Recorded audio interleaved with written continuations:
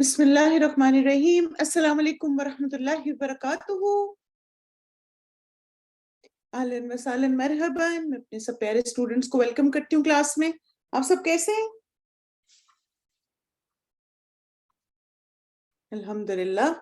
آپ کا کل کا دن اچھا رہا؟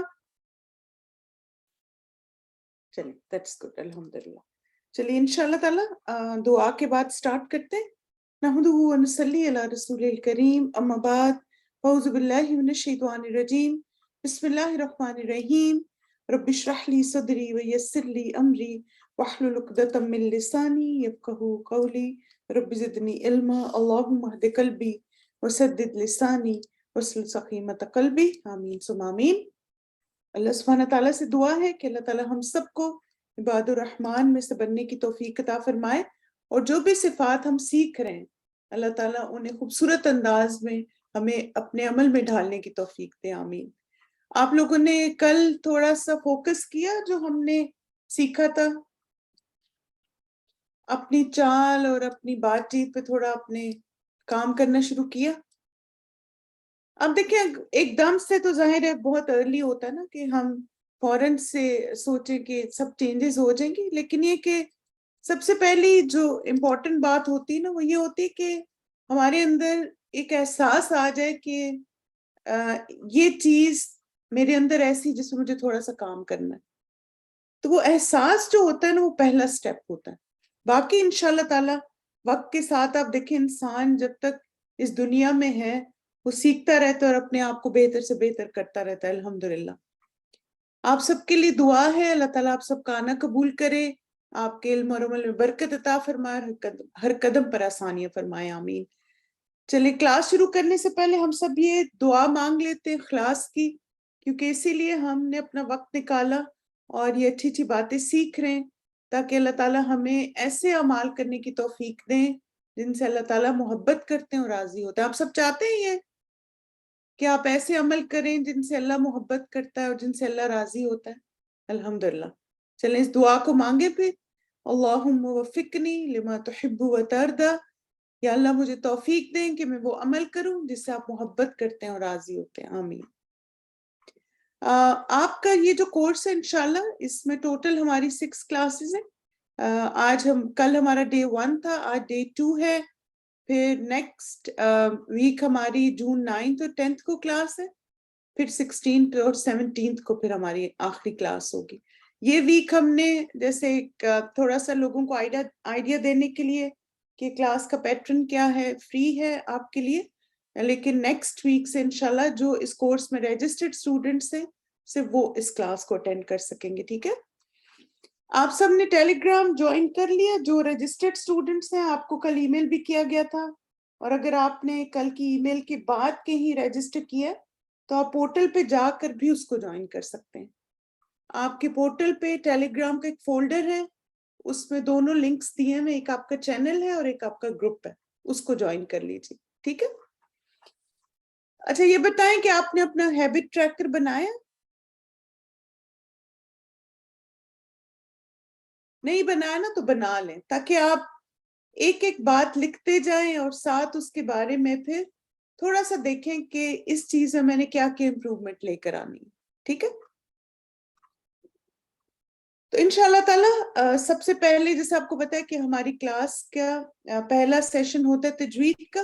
الحمدللہ ہماری تجوید ٹیچر ہمارے ساتھ ہیں، تو ہم اپنی تجوید کی کلاس پہلے سٹارٹ کرتے ہیں. آپ لوگ ساتھ ساتھ سسٹر حمیرہ کے ریسائٹ کیجئے اونچی آواز میں، جو آپ کو چھوٹی چھوٹی وہ ٹپس دیتی ہیں ان کو بھی نوٹ ڈاؤن کیجئے. پھر اس کے بعد انشاءاللہ ہم اپنی تفسیر کی کلاس کی طرف چلتے ہیں.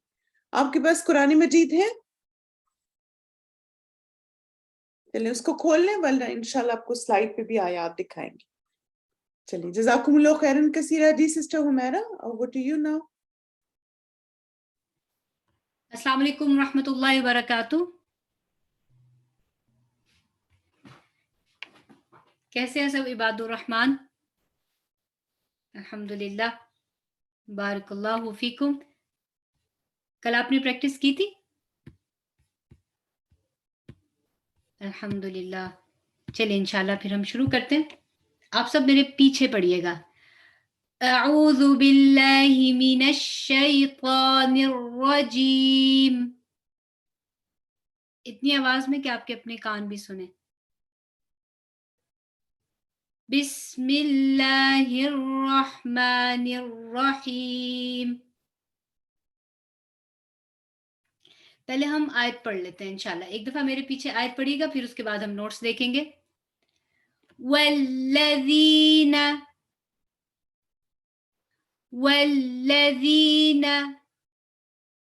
یبیتون لربهم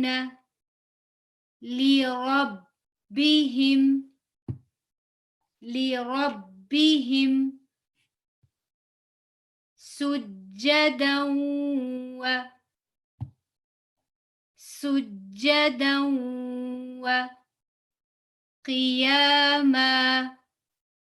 قياما والذين يبيتون لربهم سجدا وقياما. پھر پڑھیے. والذين يبيتون لربهم سجدا وقياما. الحمدللہ. انشاءاللہ اس کو ہم اینڈ پہ دوبارہ پڑھیں گے. اب آپ پہلے دیکھتے ہیں ریکیپ. کل ہم نے کیا سیکھا تھا؟ لیٹر عین کے بارے میں 2 میجر پوائنٹس تھے. کون کون سے؟ گلا دبا کر نہیں پڑھنا, عین کو سافٹلی پڑھنا ہے, اور حمزہ نہیں بنانا. رائٹ؟ آپ سب نے نوٹس لکھے تھے؟ اپنے نوٹ بک میں یہ سارے پوائنٹس ضرور لکھیے گا. اور ہم نے رول کون سا پڑھا تھا؟ الف مدہ کا رول پڑھا تھا. الف مدہ بیسیکلی اس کی کامن مسٹیک کیا تھی؟ آپ بتائیے کامن مسٹیک کیا تھی؟ سٹاپنگ کے ٹائم پہ زیادہ کھینچتے ہیں.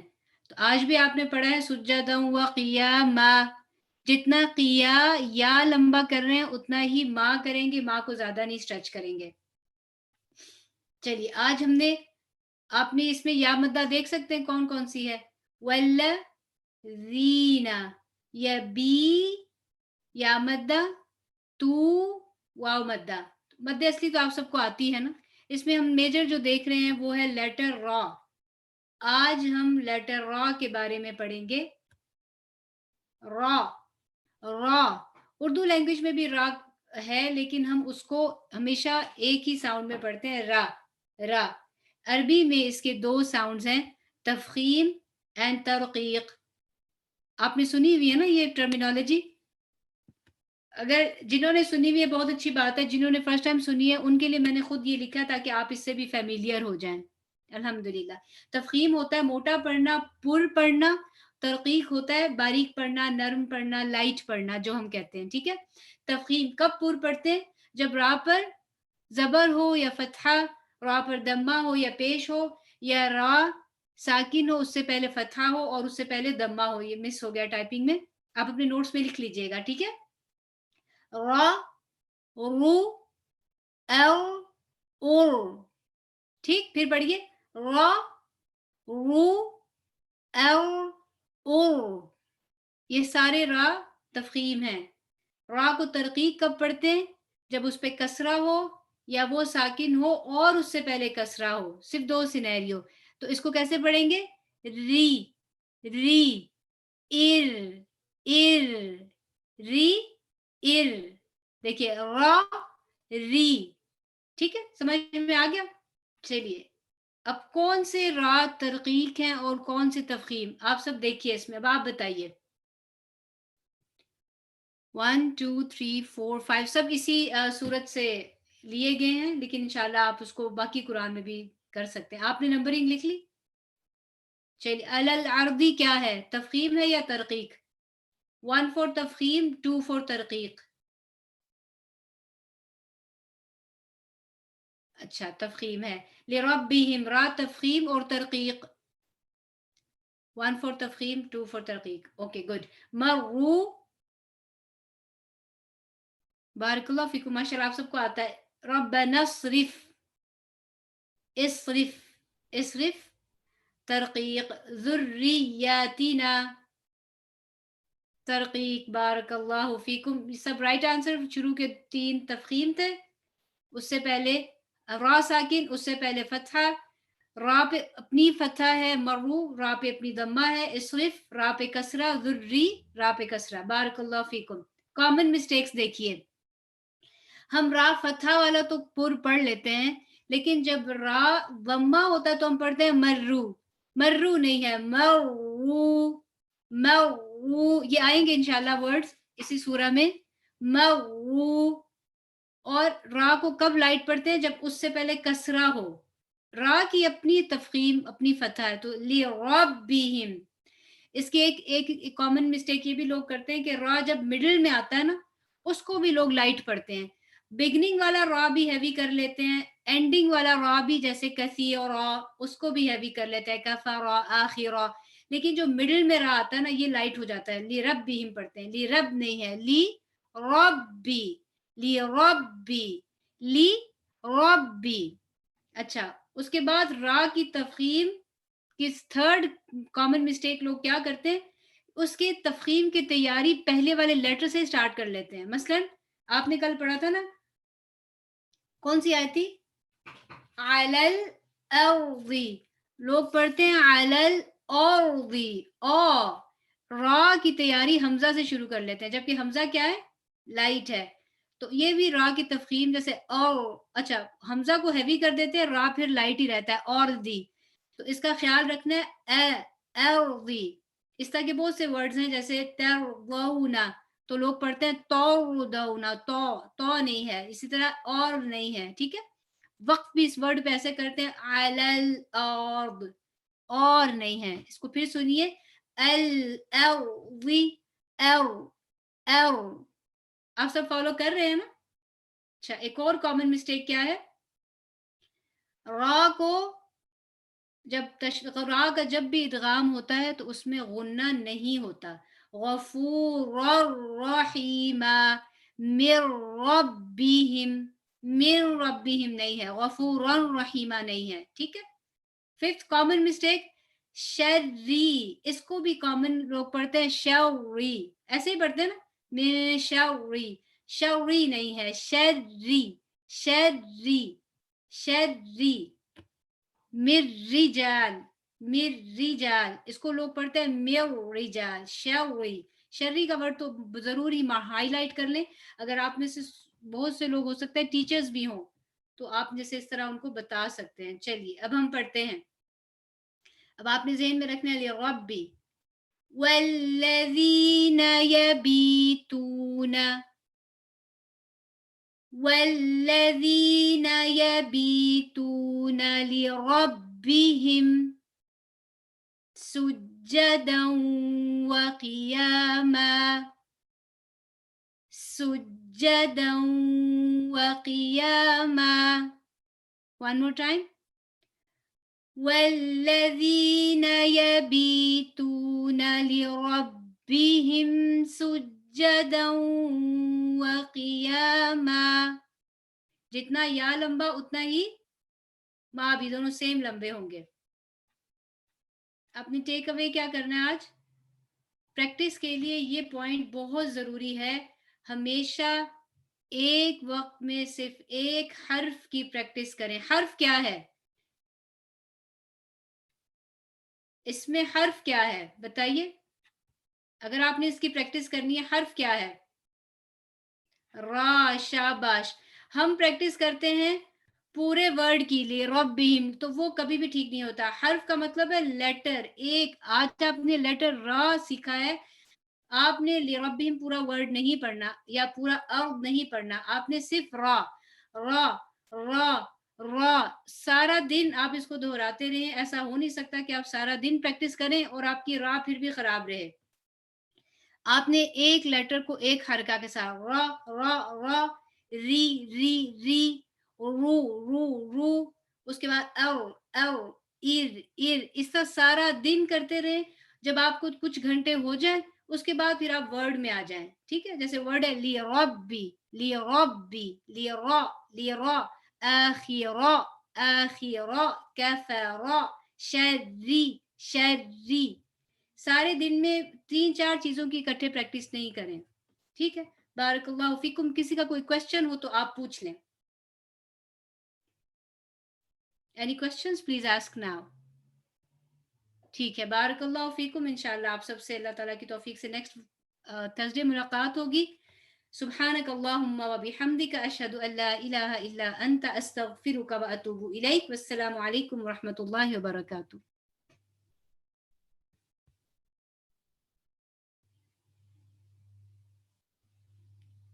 وعلیکم السلام ورحمۃ اللہ وبرکاتہ. ڈیئر سسٹر حمیرہ, بارک اللہ فیکی. چلے پریکٹس کی آپ نے ساتھ ساتھ یہ کہ بعد میں بھی ان آیات کو نا دہرائیں انشاءاللہ ڈیورنگ دا ڈے, تو آپ کو یہ چیز ہیلپ کرے گی. ٹھیک ہے, چلیں انشاءاللہ اب آ جاتے ہیں اپنی آیات کی طرف. آج کی آیات بھی بہت ایکسٹریملی امپورٹنٹ ہے. آپ کی بہت زیادہ اٹینشن بھی چاہیے اور اچھی سی نوٹس ٹیکنگ بھی, کیونکہ انشاءاللہ تعالیٰ آج جو ہم 3 ہمارے میجر پوائنٹس ہیں جن پہ آج ہم فوکس کریں گے. ایک ہے آیت میں جو آئے گا نا رب کا لفظ. ٹھیک ہے, تو رب کا میننگ ہم انشاءاللہ تعالیٰ اس کو اچھی سے انڈرسٹینڈ کریں گے. دوسرا ہے سجدے کا طریقہ, کیونکہ یہ بھی عباد الرحمان کرتے ہیں, تو ہم اپنے سجدے کو کیسے بہترین بنائیں. اور تیسرا ہے قیام. تو یہ ہمارے 3 انشاءاللہ آج میجر فوکل پوائنٹس ہوں گے ڈسکشن کے. اللہ سبحانہ تعالیٰ علم اور عمل میں برکت دے. اللہم انا نسألک علما نافعا ورزقا طیبا وعملا متقبلا. کل ہم نے عباد الرحمن کی یہ 2 کوالٹیز پڑھی تھی, ان کو جلدی سے دیکھ لیتے ہیں. وعباد الرحمن الذین یمشون علی الارض ہونا واذا خاطبهم الجاہلون قالوا سلاما. رحمان کے بندے وہ ہیں جو زمین پر نرم چال چلتے ہیں اور جاہل ان کے منہ کو آئیں تو کہہ دیتے ہیں کہ تم کو سلام. یعنی 2 کوالٹیز کل ہم نے پڑھی تھی. ایک یہ کہ جو رحمان کے بندے ہوتے ہیں ان کی چال میں عاجزی ہوتی ہے, نرمی ہوتی ہے, تکبر نہیں ہوتا, اور وہ جب چلتے ہیں تو اللہ تعالیٰ کی آیات پہ, اللہ کی نشانیوں پر غور و فکر کرتے ہوئے جاتے ہیں. دوسری چیز کہ وہ جب کوئی جاہل اور بدتمیز اور بد اخلاق قسم کا انسان ان سے بات کرتا ہے تو وہ اپنے اعمال کی حفاظت کرتے ہیں, اپنی زبان کی حفاظت کرتے ہیں, اپنے آپ کو اس کے لیول پہ نہیں لے کے جاتے. اب دیکھیں یہ چیز نا آپ کو بہت زیادہ ہیلپ کرے گی انشاءاللہ, کہ جب آپ کے ساتھ کوئی بدتمیزی کرے نا, بد اخلاقی کرے, تو آپ یہ سوچا کریں کہ اس نے اپنا عمل اور اخلاق دکھایا. صحیح ہے, اور مجھے اس کو جواب کیسے دینا, جیسے میرا عمل اور اخلاق ہے. کیا آپ کسی دوسرے کے عمل کے جواب دہ ہیں؟ مثلا اگر کوئی دوسرا انسان آپ کو بری بات کہتا ہے, آپ سے بدتمیزی کرتا ہے, کیا آپ اس کے عمل کے جواب دہ ہیں؟ نہیں ہے نا. آپ کس کے عمل کے جواب دہ ہیں؟ اپنے عمل کے. تو دوسرا جو کر رہے اس کا معاملہ اللہ پہ چھوڑ دیں. ہمیں اپنے عمل کی حفاظت کرنی اور اپنے آپ کو کمپوزڈ اور کام رکھنا ہے ایسی سچویشن میں. ٹھیک ہے, اور آپ دیکھیں کہ یہ ایک دعا بھی بڑی خوبصورت دعا ہے. انشاءاللہ یہ قرآنی مصنون دعاؤں کی بک میں, اس کے ایپ میں آپ کو مل جائے گی. اور اس دعا میں بھی آپ اللہ تعالیٰ سے زبان کی حفاظت مانگ رہے ہیں, تو اس دعا کو بھی کثرت سے مانگیں. اللہم طاہر قلبی من النفاق وعملی من الریا ولسانی من الکذب. اے اللہ میرے دل کو نفاق سے, میرے عمل کو ریا اور نمود سے, اور میری زبان کو جھوٹ سے پاک کر دے. تو اگر زبان صاف ستھری ہو جائے گی تو باقی اعمال انشاءاللہ خود بخود خوبصورت ہو جائیں گے. آج جو ہم عباد الرحمن کی کوالٹی پڑھیں گے وہ ہے والذین یبیتون لربہم سجدا وقیاما, جو اپنے رب کے حضور سجدے اور قیام میں راتیں گزارتے ہیں. تو ان آیات کی پہلے تلاوت سنتے ہیں, پھر انشاءاللہ ان کی تھوڑی سی ایکسپلینیشن دیکھیں گے. بسم اللہ. والذين يبيتون لربهم سجدا وقياما والذين يبيتون لربهم سجدا وقياما والذين يبيتون لربهم سجدا قياما.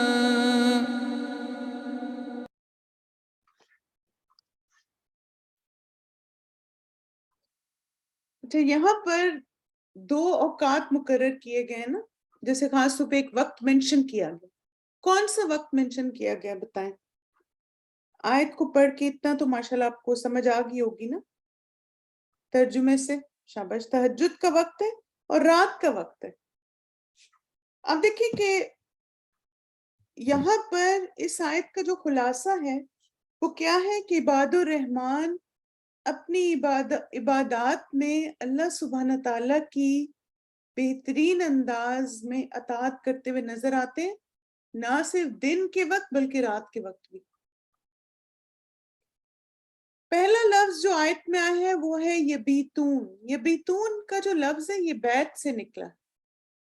تو ایک تو آپ دیکھیں اس کا مطلب ہے کہ رات گزارتے ہیں، تو ظاہر ہے رات انسان یوزلی گھر میں گزارتا ہے نا، تو بیت سے آپ اس کو یاد رکھ سکتے ہیں کہ گھر میں وہ اپنی راتیں کیسے گزارتے ہیں. سجدن، سین جیم دال سے یہ لفظ نکلا ہے جس کا مطلب ہے سجدہ کرتے ہوئے، یعنی اللہ تعالیٰ کے لیے زیادہ سے زیادہ عبادت کرتے ہوئے. اور پھر قیامن، قاف واو میم سے نکلا ہے قیام کرتے ہوئے. تو عباد الرحمن کی تیسری کوالٹی والذین یبیتون لربہم. اب دیکھیں لربہم کا لفظ مزید اس کو کلیریفائی کر رہا ہے کہ وہ اپنی راتیں گزارتے ہیں، مگر کس کے لیے؟ لربہم. اور کیسے؟ عبادت کرتے ہوئے، خاص طور پہ طویل سجدے اور قیام کر کے. اب آپ دیکھیں کہ اس کا لفظی ترجمہ بھی انشاءاللہ دیکھ لیتے ہیں تاکہ آپ لوگ ان چھوٹے چھوٹے الفاظ کو بھی یاد کریں. جیسے آپ دیکھیے کہ یہ جو میں آپ کو وکیبلری ساتھ ساتھ کروا رہی ہوں نا، اس میں اس کی یہ وجہ ہے کہ اگر آپ کو قرآن کی کچھ آیات کا ترجمہ انشاءاللہ یاد ہو جائے گا تو آئندہ جہاں بھی ان الفاظ کو آپ دیکھیں گے آپ کو ان کا ترجمہ آتا ہوگا. ٹھیک ہے؟ تو یہ بیتونا وہ رات گزارتے ہیں. آپ میرے ساتھ ساتھ اس کو پڑھیں اور 1 ٹائپ کریں. یہ بیتونا وہ رات گزارتے ہیں. 1 گڈ. لربہم اپنے رب کے لیے، اس کو پڑھیں اور 2 ٹائپ کریں. لربہم اپنے رب کے لیے. Very good. آپ یہ بھی سوچیں کہ ہر حرف پہ نا 10 نیکیاں مل رہی ہیں آپ کو. آپ دیکھیں لی را با 2 دفعہ آ گیا، ہاں اور میم کتنے لفظ ہو گئے دیکھیں، 1 2 3 4 5 6. ایک دفعہ آپ نے پڑھا ہے آپ کو 60 نیکیاں مل گئی ہیں. تو کیوں محروم رہے نا ہم؟ جمعے کا دن بھی آج الحمدللہ اپنے رب کے لیے. سجدن اس میں بھی دیکھیے سین جیم جیم اور پھر دال الف، 1 2 3 4 5 لفظ آگے. ایک دفعہ پڑھیں گے 50 نیکیاں. سجدن سجدہ کرتے ہوئے. 3 ٹائپ کریں، اس کو پڑھیں. سجدن سجدہ کرتے ہوئے. قیامن قیام میں. قاف یا میم الف. آپ دیکھیں اس میں بھی 4 لفظ ہیں اور پڑھیں گے تو 40 نیکیاں. کتنی ساری نیکیاں ماشاءاللہ آپ نے کما لی. اور جن لوگوں نے ایک دفعہ سے زیادہ دفعہ پڑھا انہوں نے اتنی زیادہ کما لی الحمدللہ. قیامن قیام میں. تو عباد الرحمن والذین یبیتون لربہم سجدا وقیاما. اچھا یہ بتائیں کہ کیا آپ نے پوری رات کبھی جاگ کے گزاری ہے؟ یہ بتائیے. اکثر ہوتا ہے نا کہ ہم کہتے ہیں اچھا میں نے نا، اکثر بچے کہتے ہیں نا کہ نائٹ آؤٹ ہونی چاہیے، میں نے فرینڈس کے گھر جانا ہے. بعض دفعہ کزنز جمع ہوتے ہیں تو اکثر ہم راتیں گزارتے ہیں الحمدللہ. بعض پوری رات جاگ کے بھی گزارتے ہیں. تو پھر ہم کن کاموں میں گزارتے ہیں یہ بھی ہمیں پتہ ہے. اور آپ دیکھیں کہ یہ کام کون ڈیسائیڈ کرتا ہے نا؟ جن کے ساتھ ہم مل کے، جیسے آپ جن کے ساتھ رات گزار رہے ہیں، اگر آپ کی کزنز ہیں اور ان کی پرائرٹیز کیا ہیں، ان کی لائکس ڈس لائکس کیا ہیں، کیا چیزیں ان کو پسند ہیں، تو اسی طرح سے آپ اپنی رات کو گزاریں گے. یعنی آپ کے دوست اگر ایسے ہیں کہ جو قیام اللیل کرنے والے اور رات کو عبادت کرنے والے ہیں تو آپ کی رات بھی ایسے گزرے گی. اور اگر وہ ایسے ہیں جن کو ٹی وی دیکھنے کا اور فلمیں دیکھنے کا اور باتیں کرنے کا شوق ہے تو اسی میں گزر جائیں گی. یعنی آپ دیکھیں کہ انسان کی جو کمپنی ہوتی ہے نا وہ بڑا میٹر کرتی ہے اور وہی ہمیں موٹیویٹ کرتی ہے اچھے یا برے کاموں کی طرف. بالکل ہم کہتے بس اب رات کا ٹائم نا بڑا کوائٹ ٹائم ہوتا ہے تو لیٹس ہیو فن. اور پھر آپ دیکھیں ہم اپنا جائزہ لے سکتے ہیں کہ ہم نے کیسے وہ وقت گزارا تھا اور اپنے آپ کو ہم کمپیئر کر سکتے ہیں کہ ایک رات تھی جو ہم نے اپنی کزنس کے ساتھ اور فرینڈس کے ساتھ اور فیملی کے ساتھ گزاری اور ایک رات وہ ہے جو عباد الرحمان گزارتے ہیں اور ان کی راتیں کیسی ہوتی ہیں کہ وہ اپنے رب کی عبادت کرتے ہوئے گزارتے ہیں. تو انشاءاللہ تعالی اگر ہم بھی عباد الرحمان میں شامل ہونا چاہتے ہیں تو ہمیں بھی ایسے کرنا ہے کہ اپنی راتوں کو اپنے رب کے لیے ڈیڈیکیٹ کرنا ہے. اور اس میں آپ دیکھیں کہ ہمیشہ بیبی سٹیپ سے سٹارٹ کریں, چھوٹے سٹیپس لیں. مثلاً آپ یہ کر سکتے ہیں کہ اگر آپ بہت بزی ہوتے ہیں, آپ کے پاس ٹائم نہیں ہے, تو مے بی ایک رات سے سٹارٹ کر لیں, تھرسڈے نائٹ سے سٹارٹ کر لیں کہ تھرسڈے نائٹ میں عبادت کروں گی اللہ کی. یا مثلاً آپ سنڈے کو رات کو جیسے منڈے کو روزہ بھی رکھ لیں ساتھ. تو کوئی ایک دن آپ چوز کر لیں جو آپ کو لگتا ہے کہ چلو میں ونس اے ویک سے سٹارٹ کرتی ہوں. ایک دن سے شروع کریں اور پھر آہستہ آہستہ اس کو بڑھاتے جائیں. اور پھر آپ دیکھیے کہ ہم یہ بھی دیکھتے ہیں کہ جب لوگ راتوں کو جاگتے ہیں تو یہ بھی ہمیں پتہ ہے کہ کتنے لوگ ہیں جو راتوں کو جاگ کے واقعی اللہ تعالیٰ کی اطاعت اور اللہ تعالیٰ کی فرمانبرداری کے کام کر رہے ہیں اور جو وہ کام کر رہے ہیں جو ان کو جنت میں لے کر جائیں گے. اور بہت سارے لوگ اپنی راتوں کو گزارتے ہیں اور ایسے کام بھی کر رہے ہوتے ہیں جو پھر ان کی دنیا اور آخرت کو تباہ کرنے والے. اچھا اب یہ بتائیے کہ جب آپ اکیلے ہوتے ہیں تو آپ کو اچھا لگتا ہے کہ آپ اکیلے ہیں, تھوڑا آپ کو آئسولیشن کا ٹائم ملا, یا آپ کو گھبراہٹ ہوتی ہے اکیلے میں؟ یعنی کچھ لوگ ہیں نا وہ اکیلے بڑے انجوائے کرتے ہیں, ان کو اچھا لگتا ہے می ٹائم. یس. اور آپ دیکھیں کہ اگر آپ اکیلے وقت گزارنا آپ کو اچھا لگتا ہے تو انشاءاللہ تعالیٰ آپ رات کی عبادت بھی انجوائے کریں گے. کیونکہ جن لوگوں کو ہر وقت گہما گہمی ایسی چیزیں پسند ہوتی نا, پھر ان کو تھوڑا سا مشکل ہوتا ہے اپنے آپ کو آئسولیٹ کرنا اللہ سبحانہ تعالیٰ کے لیے. تو اس کی عادت ڈالیں, کیونکہ جب تھوڑا سا وقت انسان تنہائی میں گزارتا ہے, اکیلے گزارتا ہے نا, تو اس کو سوچنے سمجھنے کا وقت مل جاتا ہے, وہ اپنا انالیسس کر سکتا ہے, ذرا سا لوگوں سے وہ فارغ ہو کے پھر دیکھتا ہے کہ اللہ نے اس کو اس دنیا میں کیوں بھیجا, اس کی زندگی کا مقصد کیا ہے. بالکل ایک ون آن ون آپ کا ٹائم ہونا چاہیے اللہ تعالیٰ کے لیے. اور ہم دیکھتے ہیں کہ عباد الرحمان جب اکیلے ہوتے ہیں تو وہ کیا کرتے ہیں, یعنی ایک طرف ہمارے پاس کمپیریزن ہے لوگوں کا کہ وہ راتوں کو کیسے گزار رہے ہیں. آپ دیکھیں اکثر جو بہت ساری خرافات ہوتی ہیں نا, ان کے نائٹس کے لفظ آتا ہے, سیٹرڈے نائٹ اور فلانی نائٹ اور فلانی نائٹ. تو ظاہر ہے باقی ذرا دنیا اس وقت ریسٹ کر رہی ہوتی ہے, تو پھر لوگوں کو لگتا ہے کہ رات کو جاگ کے وہ زیادہ انجوائے کر سکتے ہیں. لیکن ہمیں انشاءاللہ تعالیٰ اپنی راتوں کو کیسے خوبصورت بنانا ہے, جیسے عباد الرحمان بناتے ہیں. یس, we grow when we focus and ponder in seclusion.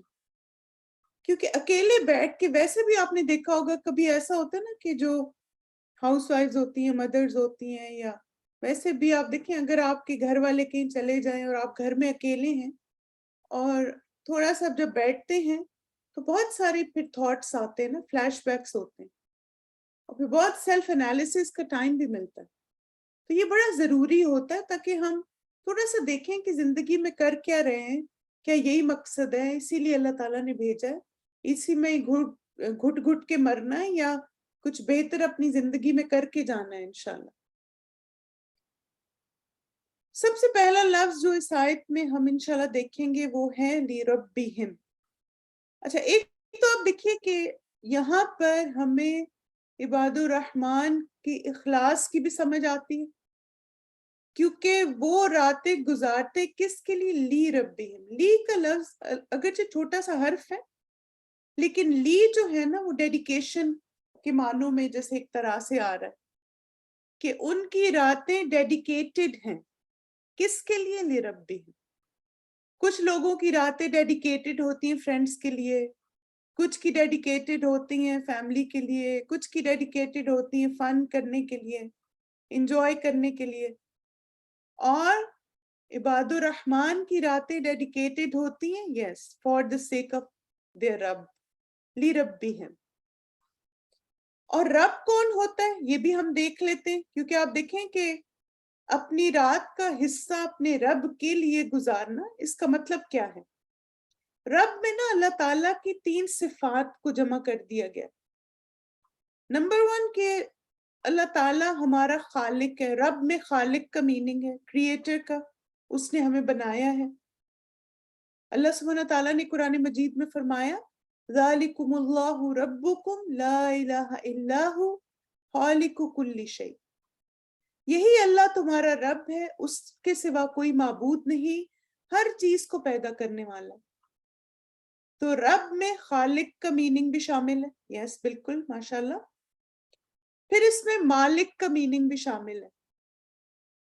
مالک کا مطلب ہے اونر، کسی چیز کو اون کرنے والا.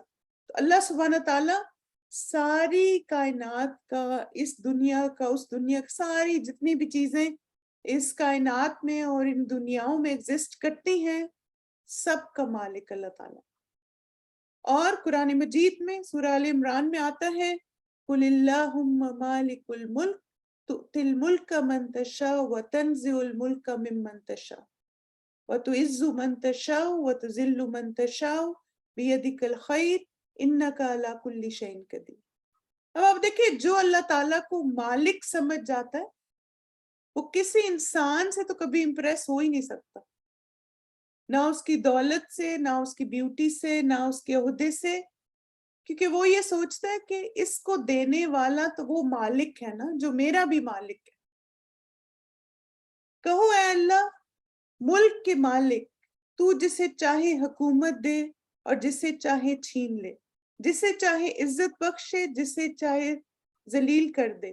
بھلائی تیرے اختیار میں ہے، بے شک تو ہر چیز پر قادر.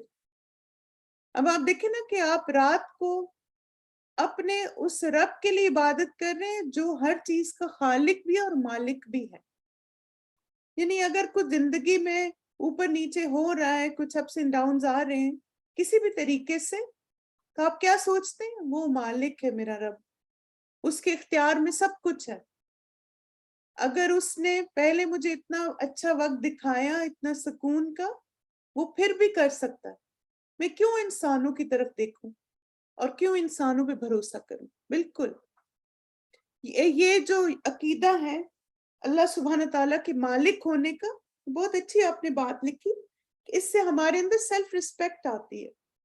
جب ہم کہتے ہیں نا کہ بس اللہ ہے نا میرا مالک ہے، اللہ میرا خالق ہے، کسی انسان کی ضرورت. جیسے آپ دیکھیں بعض کچھ لوگ ہمیں دھمکاتے ہیں نا کہ ہم سب کے سامنے تمہاری بےزتی کر دیں گے، ہم یہ کر دیں گے، وہ کر دیں گے. تو جو انسان اللہ پہ بھروسہ رکھتا ہے وہ کبھی ان دھمکیوں سے نہیں گھبراتا. اسے پتا ہے کہ عزت ذلت اللہ کے ہاتھ میں، مجھے بس حق اور سچ کا راستہ اپنانا ہے انشاءاللہ. اور تیسرا ہے التدبیر. رب ہمارا پلانر بھی ہے، وہ ہماری زندگی کے جتنے بھی معاملات ہیں ان کی پلاننگ کرنے والا. یدبر الامر من السماء الى الارض ثم يعرج الیہ فی یوم کان مقدارہ الف سنہ مما تعدون. وہ آسمان سے زمین تک ہر معاملے کی تدبیر کرتا ہے. Yes the best of the planners. پھر وہ معاملہ اس کی طرف ایسے دن میں اوپر جاتا ہے جس کی مقدار 1000 سال ہے، اس حساب سے جو تم شمار کرتے. تو آپ دیکھیں اللہ تعالیٰ نے ہماری زندگی کی ہر چیز کی اور اس دنیا میں ہر چیز کی تقدیر لکھ دی. وہ پلان کرتا ہے. جو انسان اس زندگی کی حقیقت کو سمجھ جاتا ہے نا وہ سب سے کامیاب انسان. جب آپ کو یہ پتہ چل جاتا ہے کہ میری زندگی میں جو کچھ بھی ہو رہا ہے یہ اللہ سبحانہ تعالیٰ نے میری تقدیر میں ایسا لکھا اور اسی میں خیر ہے میرے لیے. رضیت باللہ ربن، میں اپنے رب کی رضا میں راضی ہوں، وہ میرا رب ہے، اسی نے میرے لیے یہ ساری چیزیں کی اور اسی میں میرے لیے سیکھنے کی اور گرو کرنے کی بہت ساری باتیں اور جو مجھے حقیقتیں سمجھ آ جائیں گی. اب دیکھیں مشکل وقت جو ہے نا انسان کی زندگی میں آتا ہے تو ظاہر ہے تھوڑا ہمیں جھنجھوڑ دیتا ہے، ہلا دیتا ہے، لیکن آپ یہ بھی دیکھیں گے کہ آپ میچور سے میچور ہوتے چلے جاتے ہیں مشکل وقت آنے کے بعد. وہ مجھے نا ایک محاورہ بڑا پسند ہے کہ مشکل وقت سب پر آتا ہے، کوئی سنور جاتا ہے اور کوئی بکھر جاتا ہے. اب سنور کون جاتا ہے مشکل وقت کے آنے کے بعد؟ وہ جس کا اللہ پہ توکل و بھروسہ ہوتا ہے، جو اللہ کو رب مانتا ہے، تو وہ مشکلات اس کو سنوار دیتی ہیں، وہ بہتر سے بہتر ہوتا چلا جاتا ہے. اور جو ہر وقت انسانوں کی طرف دیکھتا جاتا ہے اور انسانوں سے شکایتیں کرتا ہے اور انسانوں سے ایکسپیکٹیشن رکھتا ہے تو وہ پھر بکھرتا جاتا ہے. کیونکہ آپ دیکھیں بعض اب مشکل وقت آتا ہے تو فوراً ہم انسانوں کو بلیم کرتے ہیں نا کہ اس کی وجہ سے ہوا، اس نے ایسا کیا، اس نے ویسا کیا. لیکن جو یہ سمجھ جاتا ہے کہ اللہ کی طرف سے میرا ٹیسٹ ہے، مجھے اسٹرانگ رہنا ہے، اپنے رب سے اور دعائیں مانگنی ہے، تو وہ اپنی دنیا، دین، آخرت سب کو سنوار لیتا. تو اللہ تعالیٰ ہمارا خالق ہے، اس نے سب کچھ بنایا، ہی کریٹڈ ایوری تھنگ. وہ ہمارا مالک ہے، ہی اونز اٹ آل. اور پھر وہ ہمارا مدبر ہے، ہی مینیجز آل میٹرز. اس نے ہر چیز کی تدبیر کی. تب آپ دیکھیں کہ جو عباد الرحمن ہیں وہ اپنے دن کا جو خاص آئسولیشن والا، سیکلوژن والا اور کوائٹ ٹائم ہوتا ہے وہ کس کے ساتھ گزارتے ہیں؟ اللہ تعالیٰ کے لیے، اپنے خالق کے لیے، اپنے مالک کے لیے، اپنے مدبر کے لیے. رسول اللہ صلی اللہ علیہ وسلم نے فرمایا تمہاری پیدائش کی تیاری تمہارے ماں کے پیٹ میں 40 دنوں تک نطفے کی صورت میں کی جاتی. اتنے ہی دنوں تک پھر خون کی پھٹکی کی صورت اختیار کیے رہتا ہے اور پھر وہ اتنے ہی دنوں تک گوشت کے چبائے ہوئے ٹکڑے کی طرح رہتا ہے. اس کے بعد اللہ تعالیٰ ایک فرشتہ بھیجتا ہے اور اسے 4 باتوں کو لکھنے کا حکم دیتا ہے.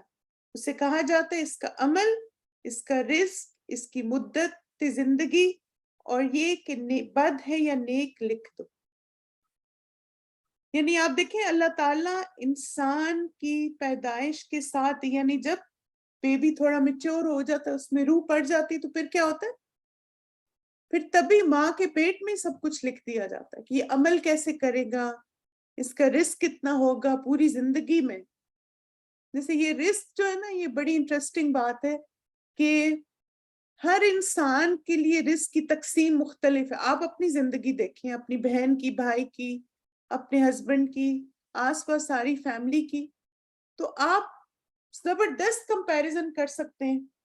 کوئی ایسا ہوتا ہے جس کو اللہ تعالیٰ زندگی کے شروع میں بہت نوازتے ہیں اور پھر آگے سٹرگل ہے اس کی، پھر اینڈ میں آ کے پھر سیٹلڈ ہے. کوئی ایسا جو شروع میں مشکلات اٹھاتا ہے، مڈل لائف میں بہت سکسیسفل، اینڈ میں سٹرگل ہے. کوئی ایسا ہے جو پہلے دونوں سٹیجز میں سٹرگل ہے اور آخر میں بہت کامیاب ہے. تو آپ دیکھیں کہ یہ اللہ کی تقسیم ہوتی ہے اور اس تقسیم میں ہمارے لیے اللہ تعالیٰ کی بہترین حکمت و مصلحت ہے جو ہمارا رب جانتا ہے. کیونکہ کچھ انسانوں کو جب زندگی کے شروع میں مل جائے تو وہ شاید ناقدری کریں، اس لیے ان کو بعد میں ملتا ہے. کچھ کو اگر بعد میں ملے تو وہ ناقدری کریں، اس لیے ان کو شروع میں مل جاتا ہے. تو یہ اللہ تعالیٰ کو اپنے بندوں کے بارے میں پتہ ہے، کیونکہ اللہ تعالیٰ ہمارا خالق ہے نا. اس کو پتہ ہے کہ کس کو کس وقت کتنی کوانٹٹی میں چیز چاہیے اور اس کے لیے اتنی بہتر ہے. تو اس لیے جب وہ رازق ہے تو اسی سے مانگیں اور اسی پہ بھروسہ کریں. اور تیسری چیز آپ دیکھیں کہ اس کی زندگی کتنی ہے. کوئی ڈاکٹر، کوئی انسان کسی کی زندگی ڈٹرمن نہیں کر سکتا کہ کون کتنا زندہ رہے گا اور کون کب مر جائے گا. اللہ تعالیٰ کے ہاتھ میں زندگی اور موت. اور پھر کون کیسا ہوگا، نیک یا بد، یہ بھی ماں کے پیٹ میں لکھ دیا جاتا ہے. اس لیے اپنے لیے بھی اچھی تقدیر کی دعا کریں اور اپنی فیملی کے لیے بھی. پھر اس کے بعد آپ دیکھیں کہ خاص طور پر جو اس میں وقت مینشن کیا گیا ہے وہ ہے رات کا. تو رات کا وقت ویسے بھی آپ نے دیکھا ہوگا کہ انسان جو ہے وہ رات کے وقت ذرا خاموشی زیادہ ہوتی ہے. آپ نے دیکھا ہوگا ساری فیملی سو جاتی ہے اور فیملی باقی بھی فیملی سوئی بھی ہوتی ہے پوری دنیا میں, یا ان کو یہ پتا ہوتا ہے کہ آپ کی رات کا ٹائم ہے تو آپ کو فون وغیرہ نہیں کرتے, میسیجز وغیرہ نہیں کرتے. تو تھوڑا سا آپ کے لیے نا ڈسٹریکشنز بڑی کم ہوتی ہیں اس وقت, تو آپ زیادہ فوکسڈ ہو کر عبادت کر سکتے ہیں. آپ نے یہ بھی نوٹس کیا ہوگا کہ رات کے وقت کے 2 نفل جو ہیں وہ جتنا آپ انجوائے کرتے ہیں وہ دن کے وقت کے 2 نفل سے بہت مختلف ہوتے ہیں. اس میں ایک عجیب سی سکینت انسان کے دل پہ ہوتی ہے, بالکل سکون ہوتا ہے. ایگزیکٹلی نبی صلی اللہ علیہ وسلم نے فرمایا تمام اوقات سے زیادہ بندہ پچھلی رات میں رب کے زیادہ قریب ہوتا ہے, یعنی جو 1/3 آف دا نائٹ ہوتی. بس اگر تم سے ہو سکے تو تم اس گھڑی اللہ کو یاد کرنے والوں میں سے بن جاؤ تو ضرور بن جاؤ. یعنی کچھ دیر سو کے پھر اگر اٹھ کے تم اپنے رب کی عبادت کر سکو تو وہ سب سے بیسٹ ہے. اور اسی طرح آپ دیکھیں کہ خاص طور پر عباد الرحمن اس لیے بھی رات کا آخری حصہ اپنے رب کی عبادت کے لیے چوز کرتے ہیں کیونکہ اللہ تعالیٰ اس وقت ہر دعا کو قبول کرنے والے. رسول اللہ صلی اللہ علیہ وسلم نے فرمایا ہمارا رب تبارک و تعالیٰ ہر رات کو اس وقت آسمان دنیا پر آتا ہے جب رات کا آخری تہائی حصہ رہ جاتا ہے. وہ کہتا ہے کوئی ہے جو مجھ سے دعا کرے تو میں اس کی دعا قبول کروں, کوئی ہے جو مجھ سے مانگے تو میں اسے عطا کروں, کوئی ہے جو مجھ سے بخشش طلب کرے تو میں اس کو بخش دوں. تو اس کا کیا مطلب ہے کہ جو بھی مسئلہ ہے, پریشانی ہے, مشکل ہے, تکلیف ہے, رات کے وقت اللہ تعالیٰ آپ سے سوال کرتے ہیں کہ مجھ سے مانگو, میں تمہارے سارے مسائل کا حل تمہیں دے دوں گا. اس لیے آپ دیکھیں کہ اگر ایسے کچھ مسئلے مسائل ہوں نا تو انسان دن کو بھی کثرت سے دعائیں کرے اور رات کا وقت ڈیڈیکیٹ کرے کیونکہ اس وقت دعائیں قبول ہوتی ہیں. ماشاءاللہ. اس کے بعد اگلا لفظ جس پہ ہم فوکس کریں گے جو عباد الرحمن جس میں اپنی راتیں گزارتے ہیں وہ ہے سجدہ. والذین یبیتون لربہم سجدا وقیاما, جو اپنے رب کے حضور سجدے اور قیام میں راتیں گزارتے ہیں. اب آپ دیکھیں کہ سجدہ آپ کرتے ہیں اور اگر آپ کو اللہ کا قرب محسوس نہیں ہو رہا, آپ کو کوئی فیلنگ نہیں آ رہی سجدے میں, تو میں بھی جو چیز ہمیں فکس کرنے کی ضرورت ہے وہ ہے ہمارے سجدے کی پوزیشن بھی. کیا آپ کے خیال میں سجدے کی پوزیشن درست ہونی ضروری ہے کہ ہمیں پتہ ہونا چاہیے کہ صحیح طریقے سے سجدہ کیسے کرتے ہیں؟ یس. کیونکہ آپ دیکھیں اگر سجدے کا طریقہ ہی صحیح نہیں ہے تو آپ پھر انجوائے کیسے کریں گے اس عمل کو. تو یہ اگر اللہ سبحانہ تعالیٰ نے اپنے نبی کو خاص طریقہ سکھایا سجدہ کرنے کا تو اس میں ایک روحانیت چھپی ہوئی ہے.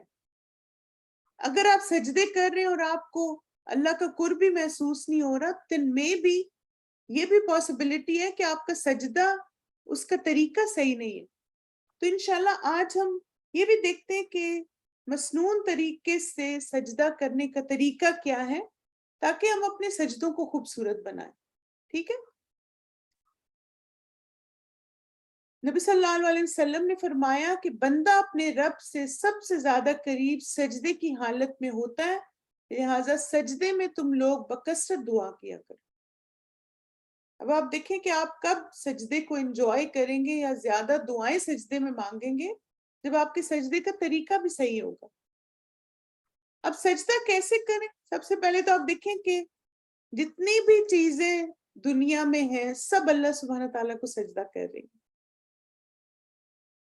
ابو ذر رضی اللہ عنہ سے روایت, انہوں نے کہا کہ میں غروب آفتاب کے وقت مسجد میں نبی صلی اللہ علیہ وسلم کے ساتھ تھا تو آپ صلی اللہ علیہ وسلم نے فرمایا اے ابو ذر کیا تمہیں پتہ ہے سورج کہاں غروب ہوتا ہے؟ میں نے کہا اللہ اور اس کا رسول ہی زیادہ جانتے ہیں. آپ صلی اللہ علیہ وسلم نے فرمایا بلا شبہ سورج چلتا رہتا ہے حتیٰ کہ عرش کے نیچے سجدہ کرتا ہے, یہی اللہ تعالیٰ کا فرمان. یعنی آپ دیکھیں کہ سورج اللہ تعالیٰ کے عرش کو روز سجدہ کرتا، تو جب ساری مخلوق سجدہ کر رہی ہے تو ہم کیوں نہ کریں؟ سجدہ جو ہے یہ نماز کے رکن میں سے ایک رکن ہے. نماز کے رکن کا کیا مطلب ہے کہ اگر آپ نے نماز میں سجدہ نہیں کیا تو آپ کی نماز یا وہ رکعت قبول نہیں ہوئی. اگر آپ مس کر دیں تو پھر آپ کو وہ رکعت دہرانی ہوگی. اور پھر آپ دیکھیں کہ سجدے کا طریقہ کیا ہے. نبی صلی اللہ علیہ وسلم سجدے کے لیے جھکتے تو اللہ اکبر کہتے، یعنی آپ اللہ اکبر کہہ کے پھر آپ سجدے میں جائیں گے. ٹھیک ہے. اور اب دیکھیں نماز کی حالت میں آپ کس وقت سجدے میں جاتے ہیں؟ قوما سے. جیسے آپ پہلے قیام کرتے ہیں، پھر اس کے بعد آپ رکوع کرتے ہیں، پھر آپ رکوع سے اٹھتے ہیں اور پھر آپ اللہ اکبر کہہ کے قوما سے سجدے میں جاتے ہیں. ٹھیک ہے. یعنی آپ دیکھیں کہ یہاں پر جو چیز آپ نے انڈرسٹینڈ کرنی ہے وہ یہ ہے کہ سجدے میں جا کے آپ اللہ اکبر نہیں کہیں گے، سجدے میں جاتے ہوئے اللہ اکبر کہیں گے. صحیح ہے. اور اللہ اکبر سب سے بڑا ہے، یعنی یہ ہم سجدے میں کہہ رہے ہوتے ہیں جاتے ہوئے کہ اللہ سب سے بڑا ہے، تبھی میں اپنے جسم کا سب سے جو بلند حصہ ہے وہ اپنے رب کے آگے جھکا رہی ہوں.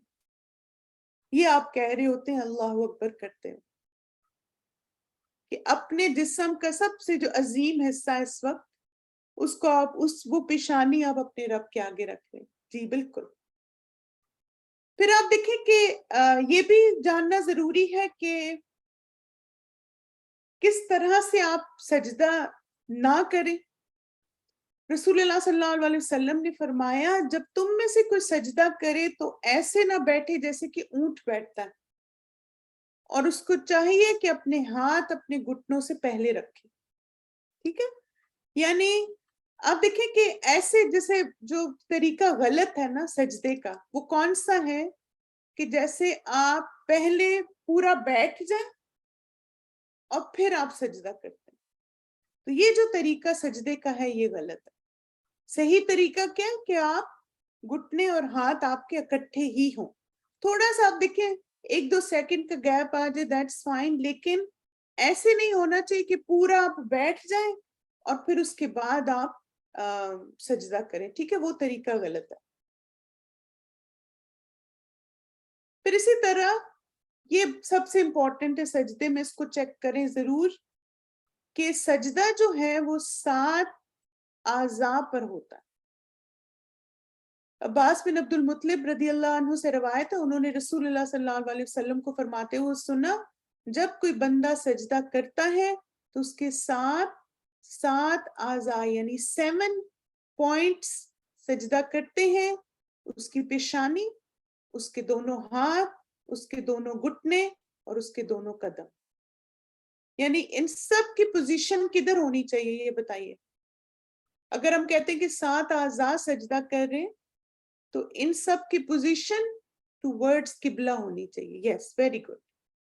اب آپ دیکھیں کہ اس کو پکچر میں دیکھیں کہ آپ کا ماتھا اور ناک ایک ہڈی ہوگی. ٹھیک ہے. پھر آپ کے دونوں ہاتھ یہ بھی آپ دیکھیں اسٹریٹ سجدے کی طرح. کچھ لوگ پھیلا لیتے ہیں ہاتھوں کو، غلط ہے. پھر آپ دیکھیں آپ کے دونوں گھٹنے یہ بھی قبلے کی طرف. آپ کے دونوں پاؤں کی انگلیاں جو ہیں یہ دیکھ رہے ہیں آپ، پاؤں کی انگلیاں بھی قبلے کی طرف. تو اس طرح آپ کے 1 2 3 4 5 6 7 یہ آپ کے 7 پوائنٹس ہو گئے سجدے کے. ٹھیک ہے. forehead and nose is equal to face 1 point, both hands 2 points, both knees 2 points, toes of both feet 2 points. Yes, nose tip it must touch exactly. اور ابن عباس رضی اللہ عنہما سے مروی ہے، وہ نبی صلی اللہ علیہ وسلم سے بیان کرتے ہیں کہ آپ صلی اللہ علیہ وسلم نے فرمایا ہمیں حکم دیا گیا کہ ہم 7 ہڈیوں پر سجدہ کریں. ٹھیک ہے. پھر اسی طرح آپ دیکھیں کہ جیسے آپ نے ابھی کہا نا نوز ٹپ، تو اس کے بارے میں حدیث بھی ہے کہ نبی صلی اللہ علیہ وسلم جب سجدہ کرتے تو اپنی ناک اور اپنی پیشانی خوب اچھی طرح زمین پر جماتے. کچھ لوگ نا خالی ماتھا لگا لیتے ہیں اور آپ دیکھیں ناک نہیں لگاتے، تو ناک لگانا بھی ضروری ہے، اور اپنے دونوں ہاتھوں کو اپنے دونوں پہلوؤں سے دور رکھتے اور اپنی دونوں ہتھیلیوں کو دونوں کندھوں کے مقابل رکھتے. ٹھیک ہے. اچھا اب آپ دیکھیں اس طرح سجدہ کرنا غلط ہے. جیسے کچھ لوگ اس طرح کرتے ہیں نا، اب ناک نہیں لگا رہے، خالی سر لگا لیے، ماتھا بھی صحیح نہیں لگ رہا. پھر اسی طرح آپ دیکھیے کہ ایک اور جو چیز آپ نے جس کا خیال رکھنا ہے کہ آپ صلی اللہ علیہ وسلم جب سجدہ کرتے تو اپنے دونوں ہاتھوں کو رکھتے اس حالت میں کہ نہ زمین پر بچھے ہوئے ہوتے نہ سمٹے ہوئے، اور انگلیوں کا رخ سیدھا قبلے کی طرف کرتے تھے. ٹھیک ہے. پھر اسی طرح آپ دیکھیں کہ یہ بھی جیسے دونوں طرح یہ بھی انگلیوں کی جو آپ کی پوزیشن ہے یہ بھی بہت امپورٹنٹ ہے کہ وائل بن حجر سے مرفون مروی ہے کہ آپ صلی اللہ علیہ وسلم رکوع کرتے تو اپنی انگلیوں کو کھول لیتے. ٹھیک ہے. اچھا اب آپ دیکھیں کہ رکوع میں آپ نے کیا کرنا، آپ کی انگلیاں کھلی بھی ہوں گی، جیسے آپ گھٹنوں کو ایک طرح سے پکڑ لیتے ہیں نا رکوع کرتے ہوئے. جب سجدہ کرتے تو انگلیوں کو ملا لیتے. اب آپ دیکھیں یہ چھوٹی چھوٹی سنت کی ڈیٹیلز ہیں، لیکن جب ہم ان چھوٹی چھوٹی باتوں کا خیال رکھتے ہیں نماز کی حالت میں، ان ڈیٹیلز کا خیال رکھتے ہیں، تو اس سے ہماری نماز میں خشوع آتا ہے کہ میری انگلیوں کی پوزیشن گھٹنوں میں کیسی، گھٹنے میں رکوع کے وقت کیسی ہے اور سجدے کے وقت کیسی. پھر اسی طرح آپ دیکھیں کہ خاص طور پر یہ بات کہ کتے کی طرح بازو نہ پھیلائیں، بچھائے بلکہ. اب یہ پکچر جیسے تھوڑی سی آپ کو یہ دکھانے کے لیے کہ جب ایک کتا بیٹھتا ہے تو وہ آپ دیکھیں کہ اس طرح اپنے پاؤں کو بچھا لیتا ہے نا، تو اس پوزیشن کو اوائڈ کریں سجدے کی حالت میں. جیسے آپ دیکھیں اس طرح سے نا کہ کونیاں زمین پر لگی ہوئی ہوں، کونیاں آپ کی اٹھی ہوئی ہونی چاہیے سجدے کی حالت میں. یہ جو آپ صلی اللہ علیہ وسلم نے فرمایا نا کتے کی طرح بازو نہ پھیلائیں، تو اس کا یہ مطلب ہے یس آپ کی جو کونیاں یا ایلبوز ہیں ان کو زمین پہ نہیں لگا ہونا چاہیے، ان کو اونچا ہونا چاہیے زمین سے. اچھا پھر آپ دیکھیں کہ کیا اس طرح سجدہ کرنا درست ہے جب کونیاں زمین پہ لگی ہوئی ہوں؟ آپ بتائیں. نہیں. شاباش. اس کا مطلب آپ کو سمجھ آ گئی نا کہ یہ طریقہ غلط ہے کہ اتنا زیادہ سمیٹ لیا اپنے آپ کو، بس کونیاں آپ نے اٹھانی. تو اب آپ دیکھیں کہ نبی صلی اللہ علیہ وسلم جب نماز پڑھتے تو سجدے کی حالت میں اپنے ہاتھوں کو کشادہ رکھتے، یعنی پہلوؤں سے دور رکھتے، یہاں تک کہ آپ کی بغلوں کی سفیدی نمایاں طور پر ظاہر ہوتی تھی. اس میں آپ دیکھیں کہ اگر آپ بہت زیادہ نہیں بھی کر سکتے تو ایٹ لیسٹ اپنی کونیاں تو ضرور اونچی کریں، اس چیز کا ضرور اہتمام کریں. ٹھیک ہے. پھر اسی طرح آپ دیکھیے کہ یہ بھی پتہ چلتا ہے کہ آپ صلی اللہ علیہ وسلم اس میں مشقت کرتے تھے. ظاہر تھوڑی سی ڈیفیکلٹ پوزیشن ہے نا کہ آپ کے بازو تھوڑے سے اٹھے ہوئے ہوتے ہیں، کونیاں لگانا زمین پہ نا یہ آسان پوزیشن ہوتی ہے، لیکن کونیاں آپ کی اٹھی ہوئی ہیں تو تھوڑی ایفرٹ زیادہ ہے. آپ صلی اللہ علیہ وسلم اس میں تھوڑی ایفرٹ کرتے تھے کہ مشقت بھی ہوتی تھی. پھر اسی طرح آپ دیکھیے کہ ایک اور بھی طریقہ سمجھ آتا ہے کہ جب آپ صلی اللہ علیہ وسلم نے سجدہ کیا، نہ آپ دونوں ہاتھوں کو بچھائے ہوئے تھے اور نہ ہی انہیں سمیٹے ہوئے تھے، اور آپ کے پاؤں کی انگلیاں قبلہ رخ تھی. ٹھیک ہے. یس. elbows on ground is resting position. exactly. اچھا یہ بتائیں کہ ایسا سجدہ کرنا درست ہے کہ پاؤں زمین سے اٹھائے ہوئے ہیں؟ نہیں. ماشاءاللہ آپ سب بڑے اچھے اسٹوڈنٹس ہیں، آپ کو پتہ ہے ماشاءاللہ اللہ مبارک کہ کس طرح سے سجدہ کرنا آپ نے. اور آپ اچھا آپ نے دیکھا ہے ایسے لوگوں کو کرتے ہوئے؟ یعنی ایسے کرتے ہیں لوگ کہ سجدے میں جاتے ہوئے دونوں پاؤں اٹھا لیتے ہیں. تو اس طرح سجدہ کرنا درست نہیں جبکہ پاؤں زمین سے اٹھے ہوئے ہوں. ٹھیک ہے. تب آپ دیکھیں کہ ہاتھوں اور پاؤں کی انگلیاں قبلہ رخ ہوں گی، ہاتھوں کی ہتھیلیاں زمین پر ہوں، یعنی نہ آپ نے ہاتھوں کی ہتھیلیاں زمین سے اٹھانی ہے اور نہ آپ نے پاؤں زمین سے اٹھانے، سب کو جما کے سجدہ کرنا۔ اب آپ دیکھیں کہ کیا کوئی امپراپر سجدہ کر سکتا ہے، تو وہ یہ حدیث پڑھ لے، یعنی یہ جو صحابی کا قول ہے کہ حذیفہ بن یمان رضی اللہ عنہ نے ایک شخص کو دیکھا کہ نہ رکوع پورے کرتا ہے نہ سجدے۔ انہوں نے اس سے کہا تم نے نماز ہی نہیں پڑھی، اور اگر تم مر گئے تمہاری موت اس فطرت پر نہیں ہوگی جس پر اللہ نے محمد صلی اللہ علیہ وسلم کو پیدا کیا تھا۔ یعنی یہ طریقہ تو اللہ کے رسول نے سکھایا ہی نہیں کہ فراری والی نماز پڑھو، جلدی جلدی جلدی سر سے اتارے۔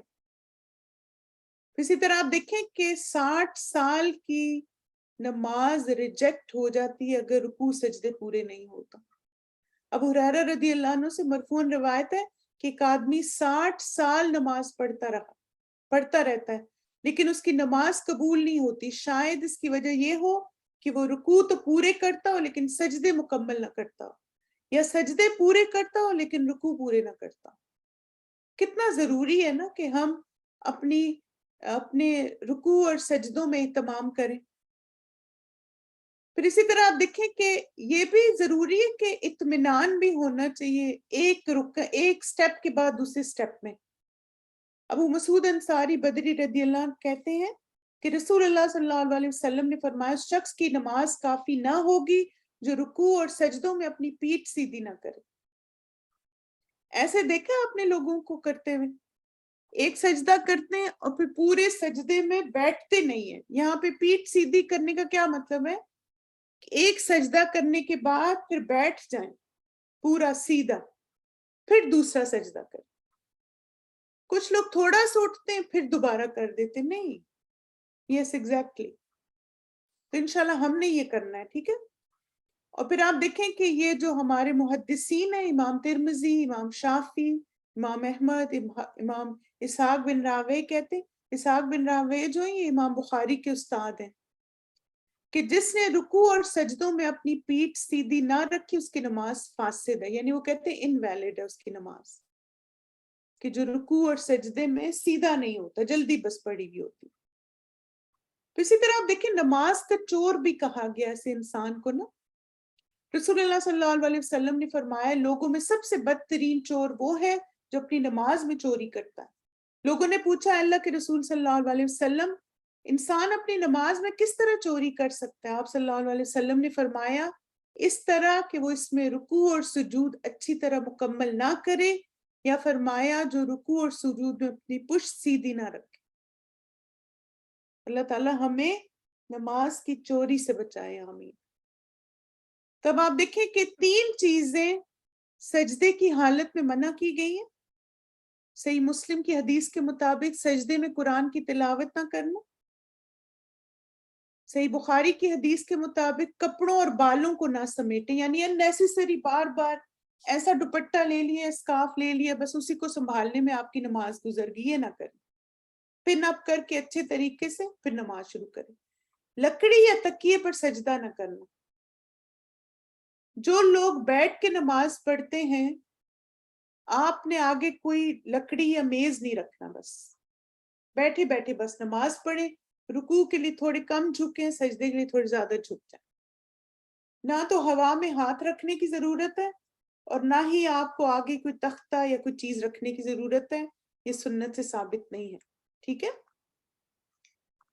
پھر اسی طرح آپ دیکھیں کہ اس حدیث سے مزید واضح ہو گیا کہ قرآن کی قرات جو ہے وہ سجدے میں نہیں کی جا سکتی۔ رسول اللہ صلی اللہ علیہ وسلم نے فرمایا مجھے رکوع یا سجدہ کرتے ہوئے قرآن کی قرات سے منع کیا گیا ہے۔ رکوع میں تو اپنے رب عز و جل کی عظمت بیان کرو اور سجود میں دعا مانگنے میں خوب زور صرف کرو کہ تمہاری لیے دعا قبول کی جائے گی۔ تو سجدے میں قرآن کی تلاوت نہیں ہم نے کرنی، لیکن اللہ تعالیٰ کی خوب حمد و ثنا، تسبیحات، استغفار یہ کر سکتے ہیں۔ اب آپ دیکھیں کہ سجدہ کرتے ہوئے نبی صلی اللہ علیہ وسلم کون سی دعائیں مانگتے تھے، یہ تو آپ سب کو آتی ہے نا، سبحان ربی الاعلی۔ حذیفہ رضی اللہ عنہ فرماتے ہیں کہ میں نے ایک رات نبی صلی اللہ علیہ وسلم کے ساتھ نماز پڑھی، آپ صلی اللہ علیہ وسلم نے سجدہ کیا تو کہا سبحان ربی الاعلی، آپ صلی اللہ علیہ وسلم سجدے میں سجدے بھی آپ صلی اللہ علیہ وسلم کے قیام کے قریب لمبے تھے. اچھا یہ بتائیں کہ آپ یہ سجدے میں کتنی دفعہ پڑھتے ہیں سبحان ربی الاعلیٰ؟ یہ بتائیے کتنی دفعہ اس کو پڑھتے ہیں؟ 5 دفعہ. ماشاءاللہ. کم از کم کتنی دفعہ پڑھنا چاہیے؟ 3 دفعہ تو مسٹ ہے. ٹھیک ہے. اب آپ دیکھیں کہ جب نہیں 3 دفعہ پڑھنا چاہیے. اب آپ دیکھیں کہ جب آپ صلی اللہ علیہ وسلم کا سجدہ قیام کے جتنا لمبا ہوگا تو اس سے کیا پتہ چلتا ہے کہ 3 سے زیادہ پڑھتے ہوں گے نا. 7 9 11. سبحانہ پاک ہے ہر عیب سے. ربی میرا رب. اب دیکھیں ربی لربہم یبیتون لربہم. الاعلیٰ سب سے بلند. یعنی ہم سجدے میں اپنا سر اللہ کے آگے جھکا کے کیا کہتے ہیں کہ میرا رب سب سے زیادہ بلند. اب دیکھیں ہم جاتے ہوئے کہہ رہے اللہ اکبر اور پھر سجدے میں کیا کہہ رہے ہیں؟ سب سے بلند میرا رب، میں اس کی بندی. اب آپ دیکھیں کہ یہ بھی چیز آپ نے یاد رکھنی ہے. یہ چھوٹی چھوٹی نا ڈیٹیلز آپ نے یاد رکھنی ہے. جیسے سجدے میں جاتے ہوئے آپ اللہ اکبر کہیں گے، اس وقت آپ نے تسبیح نہیں شروع کر دینی. تسبیح آپ کب کہیں گے؟ سجدے کی پوزیشن میں. جب آپ نے 7 ہڈیاں زمین پہ لگا دی تو اب آپ کہیں گے سبحان ربی الاعلیٰ سبحان ربی الاعلیٰ سبحان ربی الاعلیٰ. ٹھیک. پھر اسی طرح آپ دیکھیں ایک اور چھوٹی سی دعا ہے جس کو آپ ایڈ کر سکتے ہیں سجدے میں. عقبہ بن عامر رضی اللہ عنہ سے روایت ہے، کہتے کہ رسول اللہ صلی اللہ علیہ وسلم جب رکوع کرتے تو 3 بار کہتے سبحان ربی العظیم و بحمدہ، اور جب سجدہ کرتے تو 3 بار کہتے سبحان ربی الاعلیٰ و بحمدہ. یعنی 3 دفعہ تو آپ پڑھیں سبحان ربی الاعلیٰ سبحان ربی العظیم، یعنی رکوع میں سبحان ربی العظیم 3 دفعہ کہیں، 3 دفعہ کہیں سبحان ربی الاعلیٰ سجدے میں، اور پھر اس کے بعد یہ ایک اور ایڈ کر لیں. اور وہ کیا ہے؟ وہ بحمدہ. آسان ہے نا دعا، چھوٹی سی، بس 3 دفعہ پھر یہ بھی پڑھ لیں اور آپ کا طویل سجدہ ہو جائے گا انشاءاللہ. پھر آپ دیکھیں یہ ساری دعائیں مسنون ہیں جو کہ نبی صلی اللہ علیہ وسلم نے سجدے میں مانگی. تو ان کو یاد کر لیں، اور اگر یاد ہے تو بہت اچھا، اور ہر سجدے میں مانگے لمبی دعائیں تاکہ ہمارے سجدے بھی عباد الرحمن کی طرح طویل ہو جائے انشاءاللہ. سبحان ربی الاعلیٰ. پھر آپ دیکھیں اللہم اغفر لی ما اسررت وما اعلنت سبحانک وبحمدک لا الہ الا انت سبحانک اللہم ربنا وبحمدک اللہم اغفر لی سبحان ربی الاعلیٰ وبحمدہ سبوح قدوس رب الملائکۃ والروح سبحانک ربی وبحمدک اللہم اغفر لی سبحانک وبحمدک استغفرک واتوب الیک. چلیں ماشاءاللہ گڈ. اسی طرح مزید آپ دیکھیں دعائیں خاص طور پہ یہ ضرور مانگیں سبحان ذی الجبروت والملکوت والکبریاء والعظمت. پھر اسی طرح آپ دیکھیں کہ سجدے کے بارے میں کچھ اور جو باتیں سمجھ آتی ہیں وہ یہ کہ نبی صلی اللہ علیہ وسلم کی نماز اعتدال پر مبنی تھی. اگر لمبا قیام ہوتا تو ہر جگہ طوالت ہوتی، یعنی قیام لمبا تو پھر رکوع بھی لمبا، قوما بھی لمبا، سجدے بھی لمبے. اور اس میں جیسے کتنا لمبا آپ صلی اللہ علیہ وسلم کا سجدہ تھا یہ ہم دیکھتے ہیں. حذیفہ رضی اللہ عنہ فرماتے ہیں کہ میں نے ایک رات نبی صلی اللہ علیہ وسلم کے ساتھ نماز پڑھی. آپ صلی اللہ علیہ وسلم نے اس رات سورہ البقرہ شروع فرما دی تو میں نے کہا آپ صلی اللہ علیہ وسلم 100 آیات پر رکوع فرمائیں گے. پھر آپ صلی اللہ علیہ وسلم آگے چلے. میں نے دل میں کہا آپ صلی اللہ علیہ وسلم اس سورت کی 2 رکعتوں میں پوری فرمائیں گے. آپ صلی اللہ علیہ وسلم پھر آگے چلے. میں نے دل میں کہا اب آپ صلی اللہ علیہ وسلم اس ایک پوری سورت پر رکوع فرمائیں گے. پھر آپ صلی اللہ علیہ وسلم نے سورہ نساء شروع فرما دی، پھر پوری سورت پڑھی. پھر آپ صلی اللہ علیہ وسلم نے سورہ آل عمران شروع فرما دی. اس کو آپ صلی اللہ علیہ وسلم نے ترتیل اور خوبی کے ساتھ پڑھا. پھر آپ صلی اللہ علیہ وسلم نے سجدہ کیا. آپ کا سجدہ بھی آپ صلی اللہ علیہ وسلم کے قیام کے برابر لمبا تھا. اچھا سورہ البقرہ میں کتنی آیات ہیں؟ 286. سورہ آل عمران میں 200. سورہ النساء میں 186. اب سوچیں کتنا طویل. 186 یا 176 سورہ النساء میں. تو اب سوچیں کتنا طویل سجدہ ہوگا. اچھا ایک تو یہاں پہ ہمیں یہ اس سے بات پتہ چلتی ہے، اور ایک اور بات بھی پتہ چلتی ہے اس سے کہ اگر سورتوں کی تلاوت کا سیکوینس آگے پیچھے ہو جائے تو کوئی حرج نہیں، کیونکہ یہاں پہ آپ دیکھیں کہ آل عمران سورہ البقرہ کے بعد آتی ہے نا، لیکن آپ صلی اللہ علیہ وسلم نے البقرہ کے بعد النساء پڑھی اور پھر النساء کے بعد آل عمران. تو جیسے آپ تلاوت کر رہے تھے تو آپ نے سورہ نازیات پہلے پڑھ لی اور بعد میں آپ سورہ نبا پڑھ لیتے ہیں تو کوئی حرج نہیں، لیکن پوری صورت ہونی چاہیے. پھر اسی طرح کسی وجہ سے ایک سجدہ دوسرے سجدے سے طویل بھی ہو سکتا ہے، یہ بھی کرنا جائز ہے. ٹھیک ہے. اور اس حدیث سے کیا پتہ چلتا ہے کہ آپ صلی اللہ علیہ وسلم کے جو نواسے تھے وہ آپ کے اوپر آ کے بیٹھ گئے تو آپ نے اس کی وجہ سے سجدہ طویل کر دیا کہ آپ صلی اللہ علیہ وسلم نے کہا کہ میرا بیٹا میری پشت پر سوار ہو گیا تو میں نے پسند نہ کیا کہ اسے جلدی میں ڈالوں اور فوراً اتار دوں. یعنی بچے انجوائے کرتے نا کمر پہ بیٹھ کے. تو آپ دیکھیں نبی صلی اللہ علیہ وسلم نے بچے کو ٹائم دیا، چلو انجوائے کر لے. اور جب وہ خود اتر گیا تھا آپ صلی اللہ علیہ وسلم سجدے سے اٹھ کے، یعنی جتنی دیر بچہ بیٹھا رہے آپ صلی اللہ علیہ وسلم تسبیحات اور دعائیں مانگتے رہے سجدے کی حالت میں. اسی طرح آپ دیکھیں ایک اور جو سجدے کے بارے میں امپورٹنٹ بات ہے وہ ہے کہ زمین یا مٹی پر بھی سجدہ کیا جا سکتا ہے.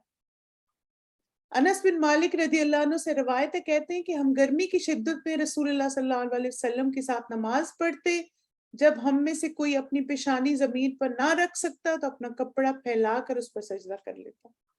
یعنی کئی دفعہ ایسا ہوتا ہے نا، آپ سجدے میں جاتے ہیں آپ کا سکارف آگے آ جاتا ہے یا دوپٹہ آ جاتا ہے اور اس پہ سجدہ ہو گیا تو کوئی اتنی پریشانی کی بات نہیں، کیونکہ اس میں انس کیا کہہ رہے ہیں کہ رضی اللہ عنہ کہ وہ اپنے کپڑا پھیلا لیتے تھے، یعنی زمین گرم ہوتی تھی. تو جائے نماز پر بھی سجدہ کیا جا سکتا ہے لیکن بہت سافٹ نہیں ہونی چاہیے.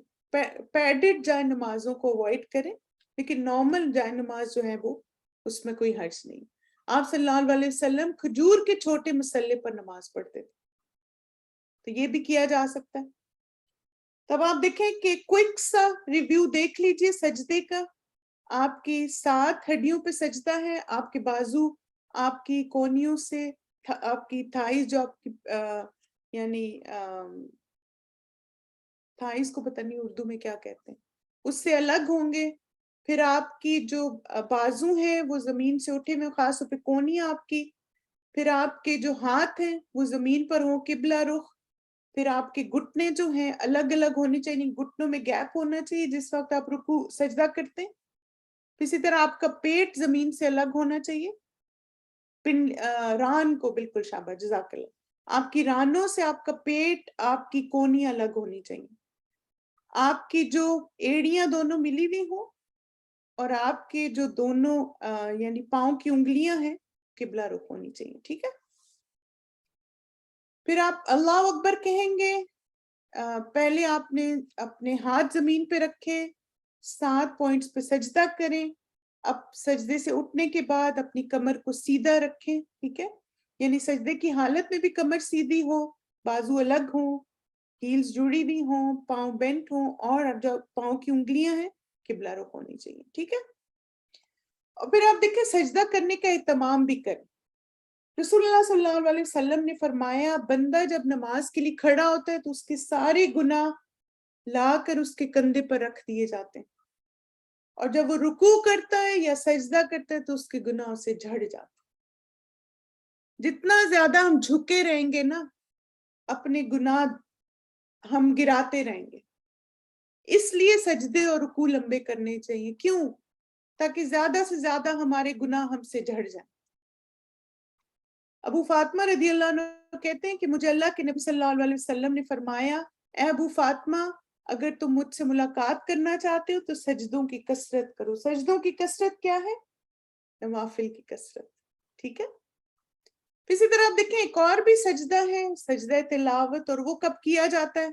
جب آپ قرآن مجید کی تلاوت کر رہے ہوتے ہیں. تو قرآن مجید میں تقریباً 14 مقامات پر سجدہ تلاوت آتا ہے. اور یہ کیوں کرنا چاہیے نا، کیونکہ یہ اس لیے میں نے سوچا آپ کو بتایا جائے، کیونکہ بہت سارے لوگ نا، چونکہ یہ سنت ہے تو وہ کہتے کون سا گناہ ہے، نہ بھی کیا تو خیر ہے نا. تو نبی صلی اللہ علیہ وسلم نے فرمایا جب کوئی شخص قرآن کی تلاوت کرتے ہوئے سورت میں سجدے کے مقام پر پہنچ جاتا ہے اور سجدہ کرتے ہے تو شیطان روتا ہے اور اس سے الگ ہو جاتا ہے اور پکارتا ہے کہ اے آفت، جب اسے سجدہ کرنے کا حکم دیا گیا اس نے سجدہ کیا، اس طرح کہ اس کے لیے جنت کے باغات ہیں. جب مجھے سجدہ کرنے کا حکم دیا گیا تو میں نے سجدہ نہیں کیا اور میرے لیے آگ. ٹھیک ہے. تو اس لیے آپ دیکھیں کہ جب آپ تلاوت کرتے ہوئے سجدہ کرتے ہیں تو شیطان روتا ہے، تو اس کو رلایا کریں خوب سجدے کر کے. ٹھیک ہے. اور اسے یہ بھی پتہ چلتا ہے کہ جنت کے باغات ملتے ہیں جو تلاوت کر کے سجدہ کرتا ہے. تو کریں گے نا. اب آپ طریقہ بتا دوں آپ کو کیسے کرنا ہے. سجدہ تلاوت اگر نماز کی حالت میں آ جائے، جیسے آپ تلاوت کر رہے تھے اور سجدہ آ گیا، اب آپ کیا کریں گے؟ اللہ اکبر کہیں گے، ایک سجدہ کریں گے، سجدے کی دعا، سجدہ تلاوت کی دعا مانگیں گے، پھر اس کے بعد اللہ اکبر کہہ کے کھڑے ہو جائیں گے. ٹھیک. اگر آپ نماز کے باہر تلاوت کر رہے ہیں، آپ تکبیر کہیں گے، ایک سجدہ کریں گے، سجدے کی جو دعا ہے سجدہ تلاوت کی وہ مانگیں گے اور پھر دوبارہ بیٹھ جائیں گے. نماز کی حالت میں 2 دفعہ تکبیر ہے، نماز کے بغیر صرف ایک تکبیر ہے، بس یہ فرق ہے. ٹھیک ہے. پھر اس کے بعد سجد وجہی للذی خلقہ وشق سمعہ وبصرہ بحولہ وقوتہ فتبارک اللہ احسن الخالقین. یہ سجدہ تلاوت کی دعا ہے. میرے چہرے نے اس ذات کے لیے سجدہ کیا جس نے اسے پیدا کیا، اس کی سماعت و بصارت کو اپنی طاقت و بصارت کے ساتھ کھولا. بابرکت ہے اللہ تعالیٰ بہترین انداز سے پیدا کرنے والا. ٹھیک. سجدہ صاحب بہت ایک طویل وہ ڈسکشن ہے. آپ صلاح کا کورس اویلیبل ہے نا، وہ لے لے، پھر اس میں بہت تفصیل میں ساری چیزیں بتائی گئی نماز کے بارے میں. یہ ایک اور بھی دعا ہے سجدے کی. اچھا ایسا کہ کلاس کا ٹائم تو خالی 2 منٹ رہ گئے، لیکن یا تو میں قیام والا پوائنٹ ڈسکس کر لوں یا ہم اس کو سکپ بھی کر سکتے ہیں. اگر آپ مجھے 10 منٹس دے دیں تو انشاءاللہ کوئکلی قیام والا ٹاپک کر لیتے. 10 منٹس لے لوں آپ کے؟ چلیں. اگر کسی کو جانا ہے یا آپ کی کوئی اور کمٹمنٹ ہے تو پھر آپ لوگ انشاءاللہ ریکارڈنگ میں سن لیجیے گا. ٹھیک ہے. اب آپ دیکھیں سجدہ آپ نے دیکھا کہ کتنا خوبصورت انداز میں آپ صلی اللہ علیہ وسلم نے اپنی حدیث میں ایک ایک ہمیں چیز بتائی کہ کیسے سجدہ کریں. انشاءاللہ ہم نے سجدے کا اہتمام کرنا ہے. پھر اس کے بعد ایک دفعہ اور تلاوت سنیے، تھوڑا سا کھڑے ہو جائیں تاکہ آپ کی بریک بھی ہو جائے، اور ساتھ ہم انشاءاللہ نیکسٹ پوائنٹ اپنا قیام والا ڈسکس کرتے ہیں. والذين يبيتون لربهم سجدا وقياما والذين يبيتون لربهم سجدا وقياما والذين يبيتون لربهم سجدا وقياما.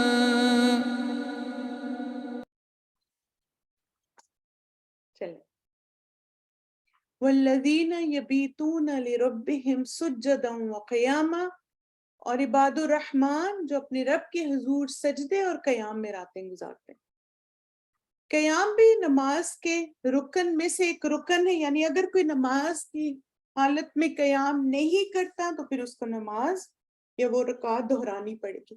اچھا ابھی کسی نے سوال پوچھا تھا کہ آپ اگر گاڑی میں بیٹھے میں تو بیک پہ سجدہ کر سکتے ہیں. آپ دیکھیں کہ سجدے میں آپ نے کسی یا تو زمین پہ سجدہ کریں، ٹھیک ہے، لیکن اگر آپ مریض ہیں یا آپ مسافر ہیں اور اس کی وجہ سے آپ گاڑی میں یا جہاز میں نماز پڑھ رہے ہیں تو پھر آپ اپنے گھٹنوں پہ ہاتھ رکھیں گے اور بس رکوع کے لیے تھوڑا سا جھکیں اور سجدے کے لیے تھوڑا سا زیادہ بینڈ کر لیں. That's it.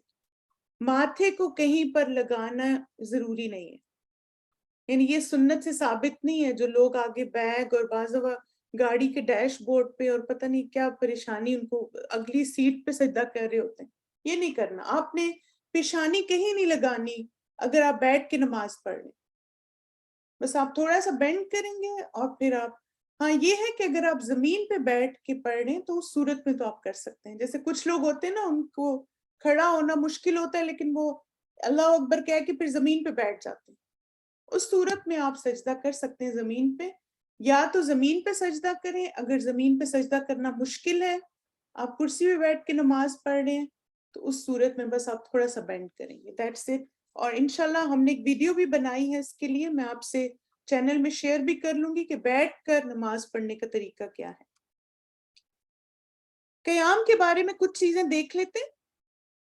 ابو قلابہ کہتے ہیں کہ مالک بن حویرث رضی اللہ عنہ ہمیں نماز پڑھ کر دکھاتے نبی صلی اللہ علیہ وسلم کس طرح نماز پڑھتے تھے, اور یہ نماز کا وقت نہیں تھا, چنانچہ آپ ایک مرتبہ کھڑے ہوئے اور پوری طرح کھڑے ہوئے.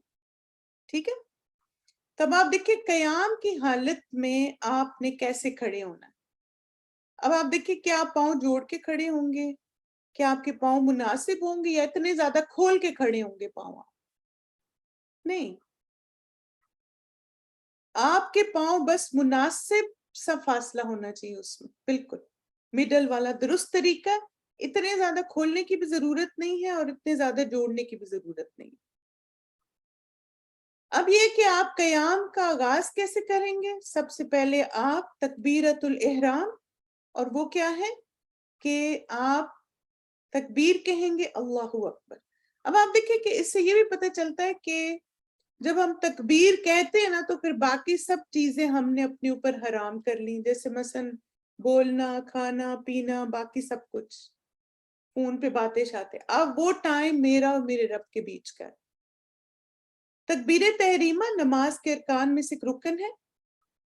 آپ اللہ اکبر کہیں گے, اور رسول اللہ صلی اللہ علیہ وسلم کب اللہ اکبر کہتے تھے. عبداللہ بن عمر رضی اللہ عنہما بیان کرتے ہیں کہ رسول اللہ صلی اللہ علیہ وسلم جب نماز کے لیے کھڑے ہوتے تو اپنے دونوں ہاتھ بلند کرتے, رفع الیدین کرتے, حتیٰ کہ وہ کندھوں کے برابر آ جاتے, پھر اللہ اکبر کہتے.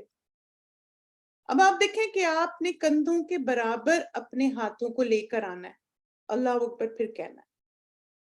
اور پھر نبی صلی اللہ علیہ وسلم جب نماز میں داخل ہوتے تو اپنے ہاتھ کی انگلیاں سیدھی کر کے اٹھاتے, یعنی ان کو لمبا رکھتے اور مڑی بھی نہیں ہوتی تھی, یعنی مٹھیاں بنا کے نہیں اللہ اکبر کرنا, ہاتھ کی انگلیاں سیدھی کر کے اٹھانی, یعنی آپ کے جو پامز ہیں نا, ہتھیلیاں اس سامنے ہونی چاہیے ایسے. ٹھیک ہے, الٹا نہ کریں یا سائڈ پہ نہ کریں. اب آپ دیکھیں کہ یہ پوزیشنز دونوں غلط ہیں قیام کی حالت میں. یعنی اگر کچھ لوگ نا, جیسے خاص طور پہ میں نے سسٹرز کو دیکھا ہے کہ وہ بس اتنا سا اللہ اکبر کرتی ہیں گردن کے نیچے. اب دیکھیں سنت طریقہ نہیں ہے. میں یہ نہیں کہوں گی کہ یہ غلط ہے یہ صحیح ہے, میں صرف آپ کو جو بتانے کی کوشش کر رہی ہوں وہ یہ کہ مسنون طریقہ کون سا. اگر آپ اکارڈنگ ٹو سننا نماز پڑھنا چاہتے ہیں تو اس میں ہاتھوں کی پوزیشن کیا ہوگی. اب آپ دیکھیں بالکل یہاں ذرا سے ہاتھ کر لینا اللہ اکبر کے لیے بھی درست نہیں ہے.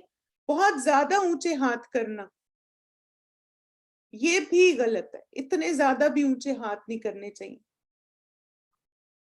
رسول اللہ صلی اللہ علیہ وسلم کو دیکھا گیا کہ آپ صلی اللہ علیہ وسلم نماز شروع کرتے تو اپنے دونوں ہاتھوں کو اٹھاتے حتیٰ کہ وہ آپ کے کندھوں کے برابر آ جاتے. ٹھیک ہے, اور وہ کیسے آپ دیکھیں یہ کندھوں کے برابر ہے یہاں تک. اب آپ دیکھیں کہ مثلاً اگر آپ کسی سسٹر کو دیکھیں تو وہ اس طرح سے, یعنی آپ کی بس ہتھیلیاں نظر آئیں گی اس طرح, اتنا آپ نے کندھوں کے برابر لے کر جانا ہے.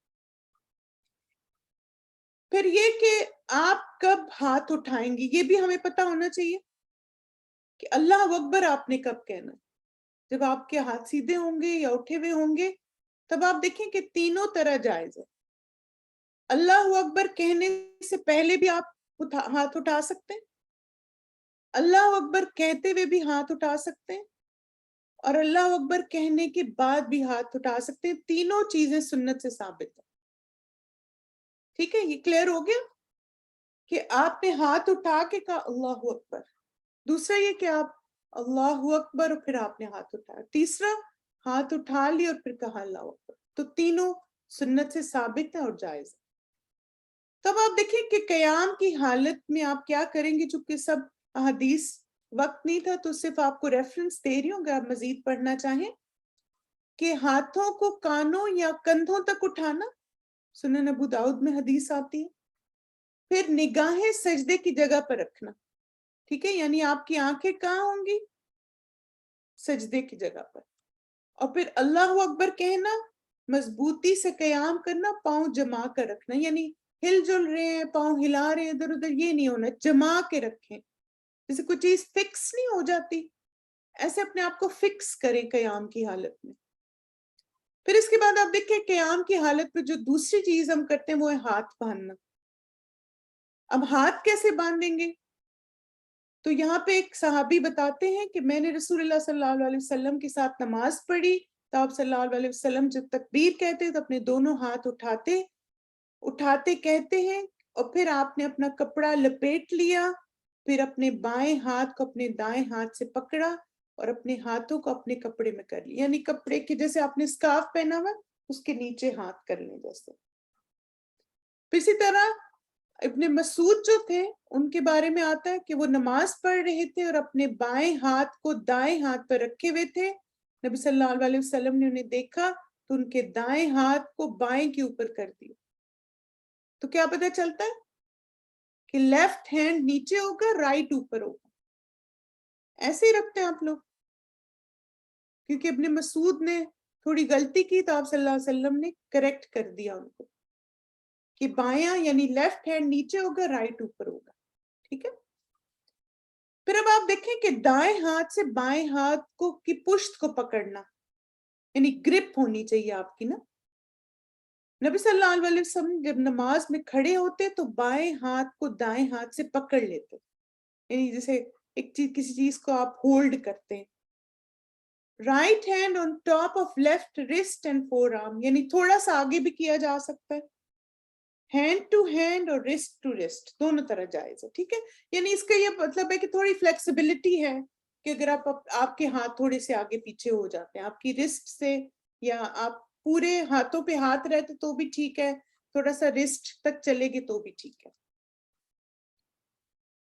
और फिर आप देखें कि एक सहाबी कहते हैं कि लोगों को ये हुक्म दिया जाता था कि आदमी नमाज में अपना दायां हाथ अपने बाएं बाजू पे रखे, और अबू हाजिम ने कहा कि मुझे यही मालूम है कि सहल इस हुक्म को नबी सल्लल्लाहु अलैहि वसल्लम की तरफ मंसूब करते थे। ठीक है, यानी ये फ्लेक्सिबिलिटी है हमारे पास।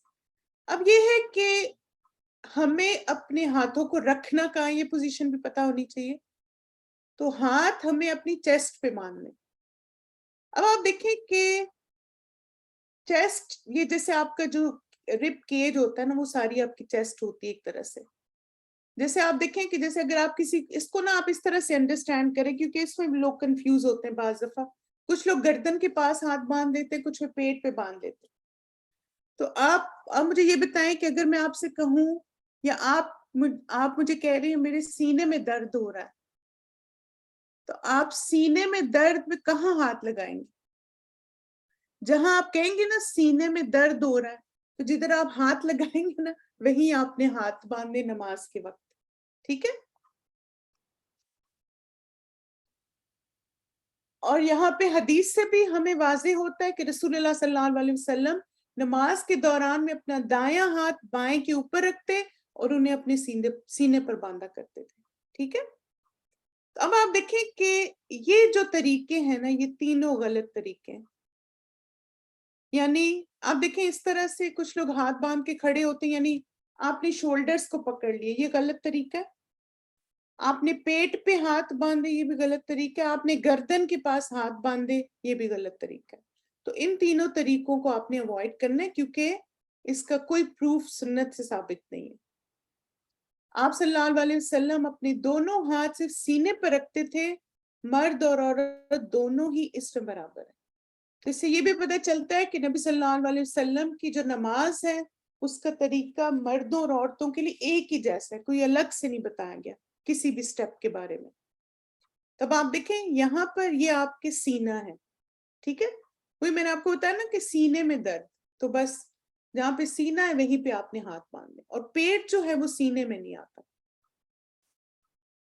پھر اسی طرح آپ دیکھیں کہ نماز کے دوران ادھر ادھر بھی نہیں دیکھنا چاہیے. بے شک اللہ نے تمہیں نماز کا حکم دیا، لہٰذا جب تم نماز پڑھو تو کسی اور جانب توجہ نہ کرو، کیونکہ اللہ اپنے نماز پڑھنے والے بندے کی طرف متوجہ ہوتا ہے جب تک وہ نماز پڑھتے ہوئے ادھر ادھر متوجہ نہ ہو. ٹھیک ہے. اور اسی طرح آپ دیکھیں خاص طور پر نماز میں نگاہیں آسمان کی طرف اٹھانے سے منع کیا گیا. بعض یہ بھی ہوتا ہے کہ لوگ جو ہیں وہ کوئی گزر رہا ہوتا ہے تو اس کو بھی دیکھ رہے ہوتے ہیں کون آ جا رہا ہے، تو آنکھیں سجدے کی حالت، سجدے کی جگہ پہ رکھیں. نبی صلی اللہ علیہ وسلم نے فرمایا لوگوں کو کیا ہوا وہ اپنی نماز میں نگاہیں آسمان کی طرف اٹھاتے ہیں. پھر آپ نے اس کے متعلق بڑی سختی سے فرمایا لوگوں کو اس سے باز آنا چاہیے یا پھر ان کی بنائی کو اچک لیا جائے گا. کتنی سخت بات ہے نا. اب آپ دیکھیں نماز میں یہ بھی نہیں کرنا چاہیے، اوپر کی طرف دیکھ رہے ہیں اور نہ آنکھیں ادھر ادھر گھمائیں. تو نماز میں کہاں دیکھیں آپ پہ؟ جہاں آپ پہ سجدہ کریں گے سجدے کی جگہ پر دیکھیں. تو قیام کو ایک سا دیکھ لیجئے، دایاں ہاتھ بائیں ہاتھ پر ہر اس کے جوڑ پر رکھیں، ٹھیک، پاؤں جمے ہوئے ہوں اور مناسب فاصلہ رکھیں، نگاہیں سجدے کے مقام پر ہوں، ہاتھ سینے پر باندھیں، ہتھیلیاں اندر کی طرف ہوں. ٹھیک ہے، یہ آپ کا قیام ہو گیا. اور پھر اللہ اکبر کے بعد آپ یہ سارے سٹیپس کریں گے انشاءاللہ. پھر آپ دیکھیں کہ بہت ساری دعائیں بھی الحمدللہ استفتاح کی ہیں قیام کی، یعنی اللہ اکبر کہنے کے بعد اس میں سے کوئی بھی ایک دعا جو ہے وہ آپ مانگ سکتے ہیں. یہ دعا ہم سب کو آتی ہے، سبحانک اللہم وبحمدک وتبارک اسمک وتعالی جدک ولا الہ غیرک. اور پھر اللہم باعد بینی، یہ بھی الحمدللہ ہم سب کو آتی ہے. تو یہ سب دعائیں نبی صلی اللہ علیہ وسلم سے ثابت ہیں، آپ ان کو پڑھ سکتے ہیں. خاص طور پہ تہجد کے وقت جیسے ہم عباد الرحمن کے بارے میں پڑھ رہے ہیں، تو آپ دیکھیں کہ نبی صلی اللہ علیہ وسلم تہجد کے وقت خاص طور پر یہ اذکار کیا کرتے تھے. 10 دفعہ اللہ اکبر، 10 دفعہ الحمدللہ، 10 دفعہ سبحان اللہ، 10 دفعہ لا الہ الا اللہ اور 10 دفعہ استغفر اللہ. تو یہ بھی آپ جب قیام اللیل کے لیے اٹھیں تو یہ اذکار بھی کر سکتے ہیں. اسی طرح لمبی صورتوں کی تلاوت کرنا، اور اس میں آپ دیکھ کر بھی پڑھ سکتے ہیں. عائشہ رضی اللہ عنہا کا آزاد شدہ غلام ذکوان تھا جو رمضان میں ان کی امامت کرایا کرتا اور مصحف سے پڑھتا تھا. قرآن مجید کو دیکھ کر بھی آپ تلاوت کر سکتے ہیں عباد الرحمن بننے کے لیے، تاکہ آپ کا لمبا قیام ہو سکے. ٹھیک ہے، تو چلیے ایک دفعہ اس کی تلاوت سنتے ہیں مائی ڈیئر اسٹوڈنٹس، اور پھر انشاءاللہ اس کو اپنے سیشن کو کنکلوڈ کرتے ہیں. جزاکم اللہ خیرن کثیرہ، بارک اللہ فیکم.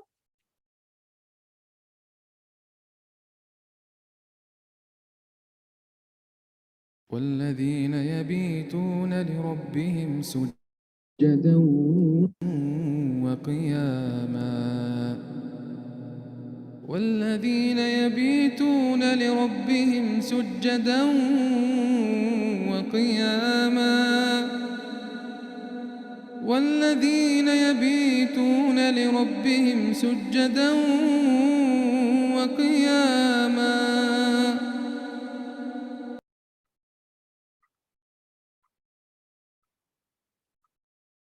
چلیں الحمدللہ یہاں پہ ہم اپنے سیشن کو کنکلوڈ کرتے ہیں. اور ایک آخری آج کی جو ہماری دعا ہے، چونکہ نماز کے بارے میں ہم نے پڑھا، تو یہ بتائیے کہ یہ دعا آپ کو آتی ہے نا سب کو؟ ربی جعلنی مقیم الصلاۃ ومن ذریتی ربنا وتقبل دعا. اے میرے رب مجھے اور میری اولاد کو نماز قائم کرنے والا بنا دے، اے ہمارے رب، اور تو میری دعا قبول فرما. یہ بتائیں کہ یہ دعا کس کی دعا؟ ابراہیم علیہ السلام کی. ماشاءاللہ، اللہ مبارک. تو اس دعا کو بھی اپنی دعاؤں میں آپ نے شامل کرنا ہے. اس کا ترجمہ بھی یاد کریں، انشاءاللہ آپ کے کوئز میں آئے گا. اور جزاکم اللہ خیرن کثیرہ my dear students for being so generous. آپ نے مجھے ایکسٹرا ٹائم دیا اور ہمارا ٹاپک کمپلیٹ ہو گیا. اللہ سبحانہ تعالیٰ سے دعا ہے کہ اللہ تعالیٰ ہم سب کو عباد الرحمن کی طرح اپنے رب کے لیے اور صرف اس کی رضا کی خاطر راتوں کو سجدے اور قیام کرنے والا بنائے. سبحانک اللہم و بحمدک اشہد ان لا الہ الا انت استغفرک و اتوب الیک. السلام علیکم ورحمۃ اللہ وبرکاتہ.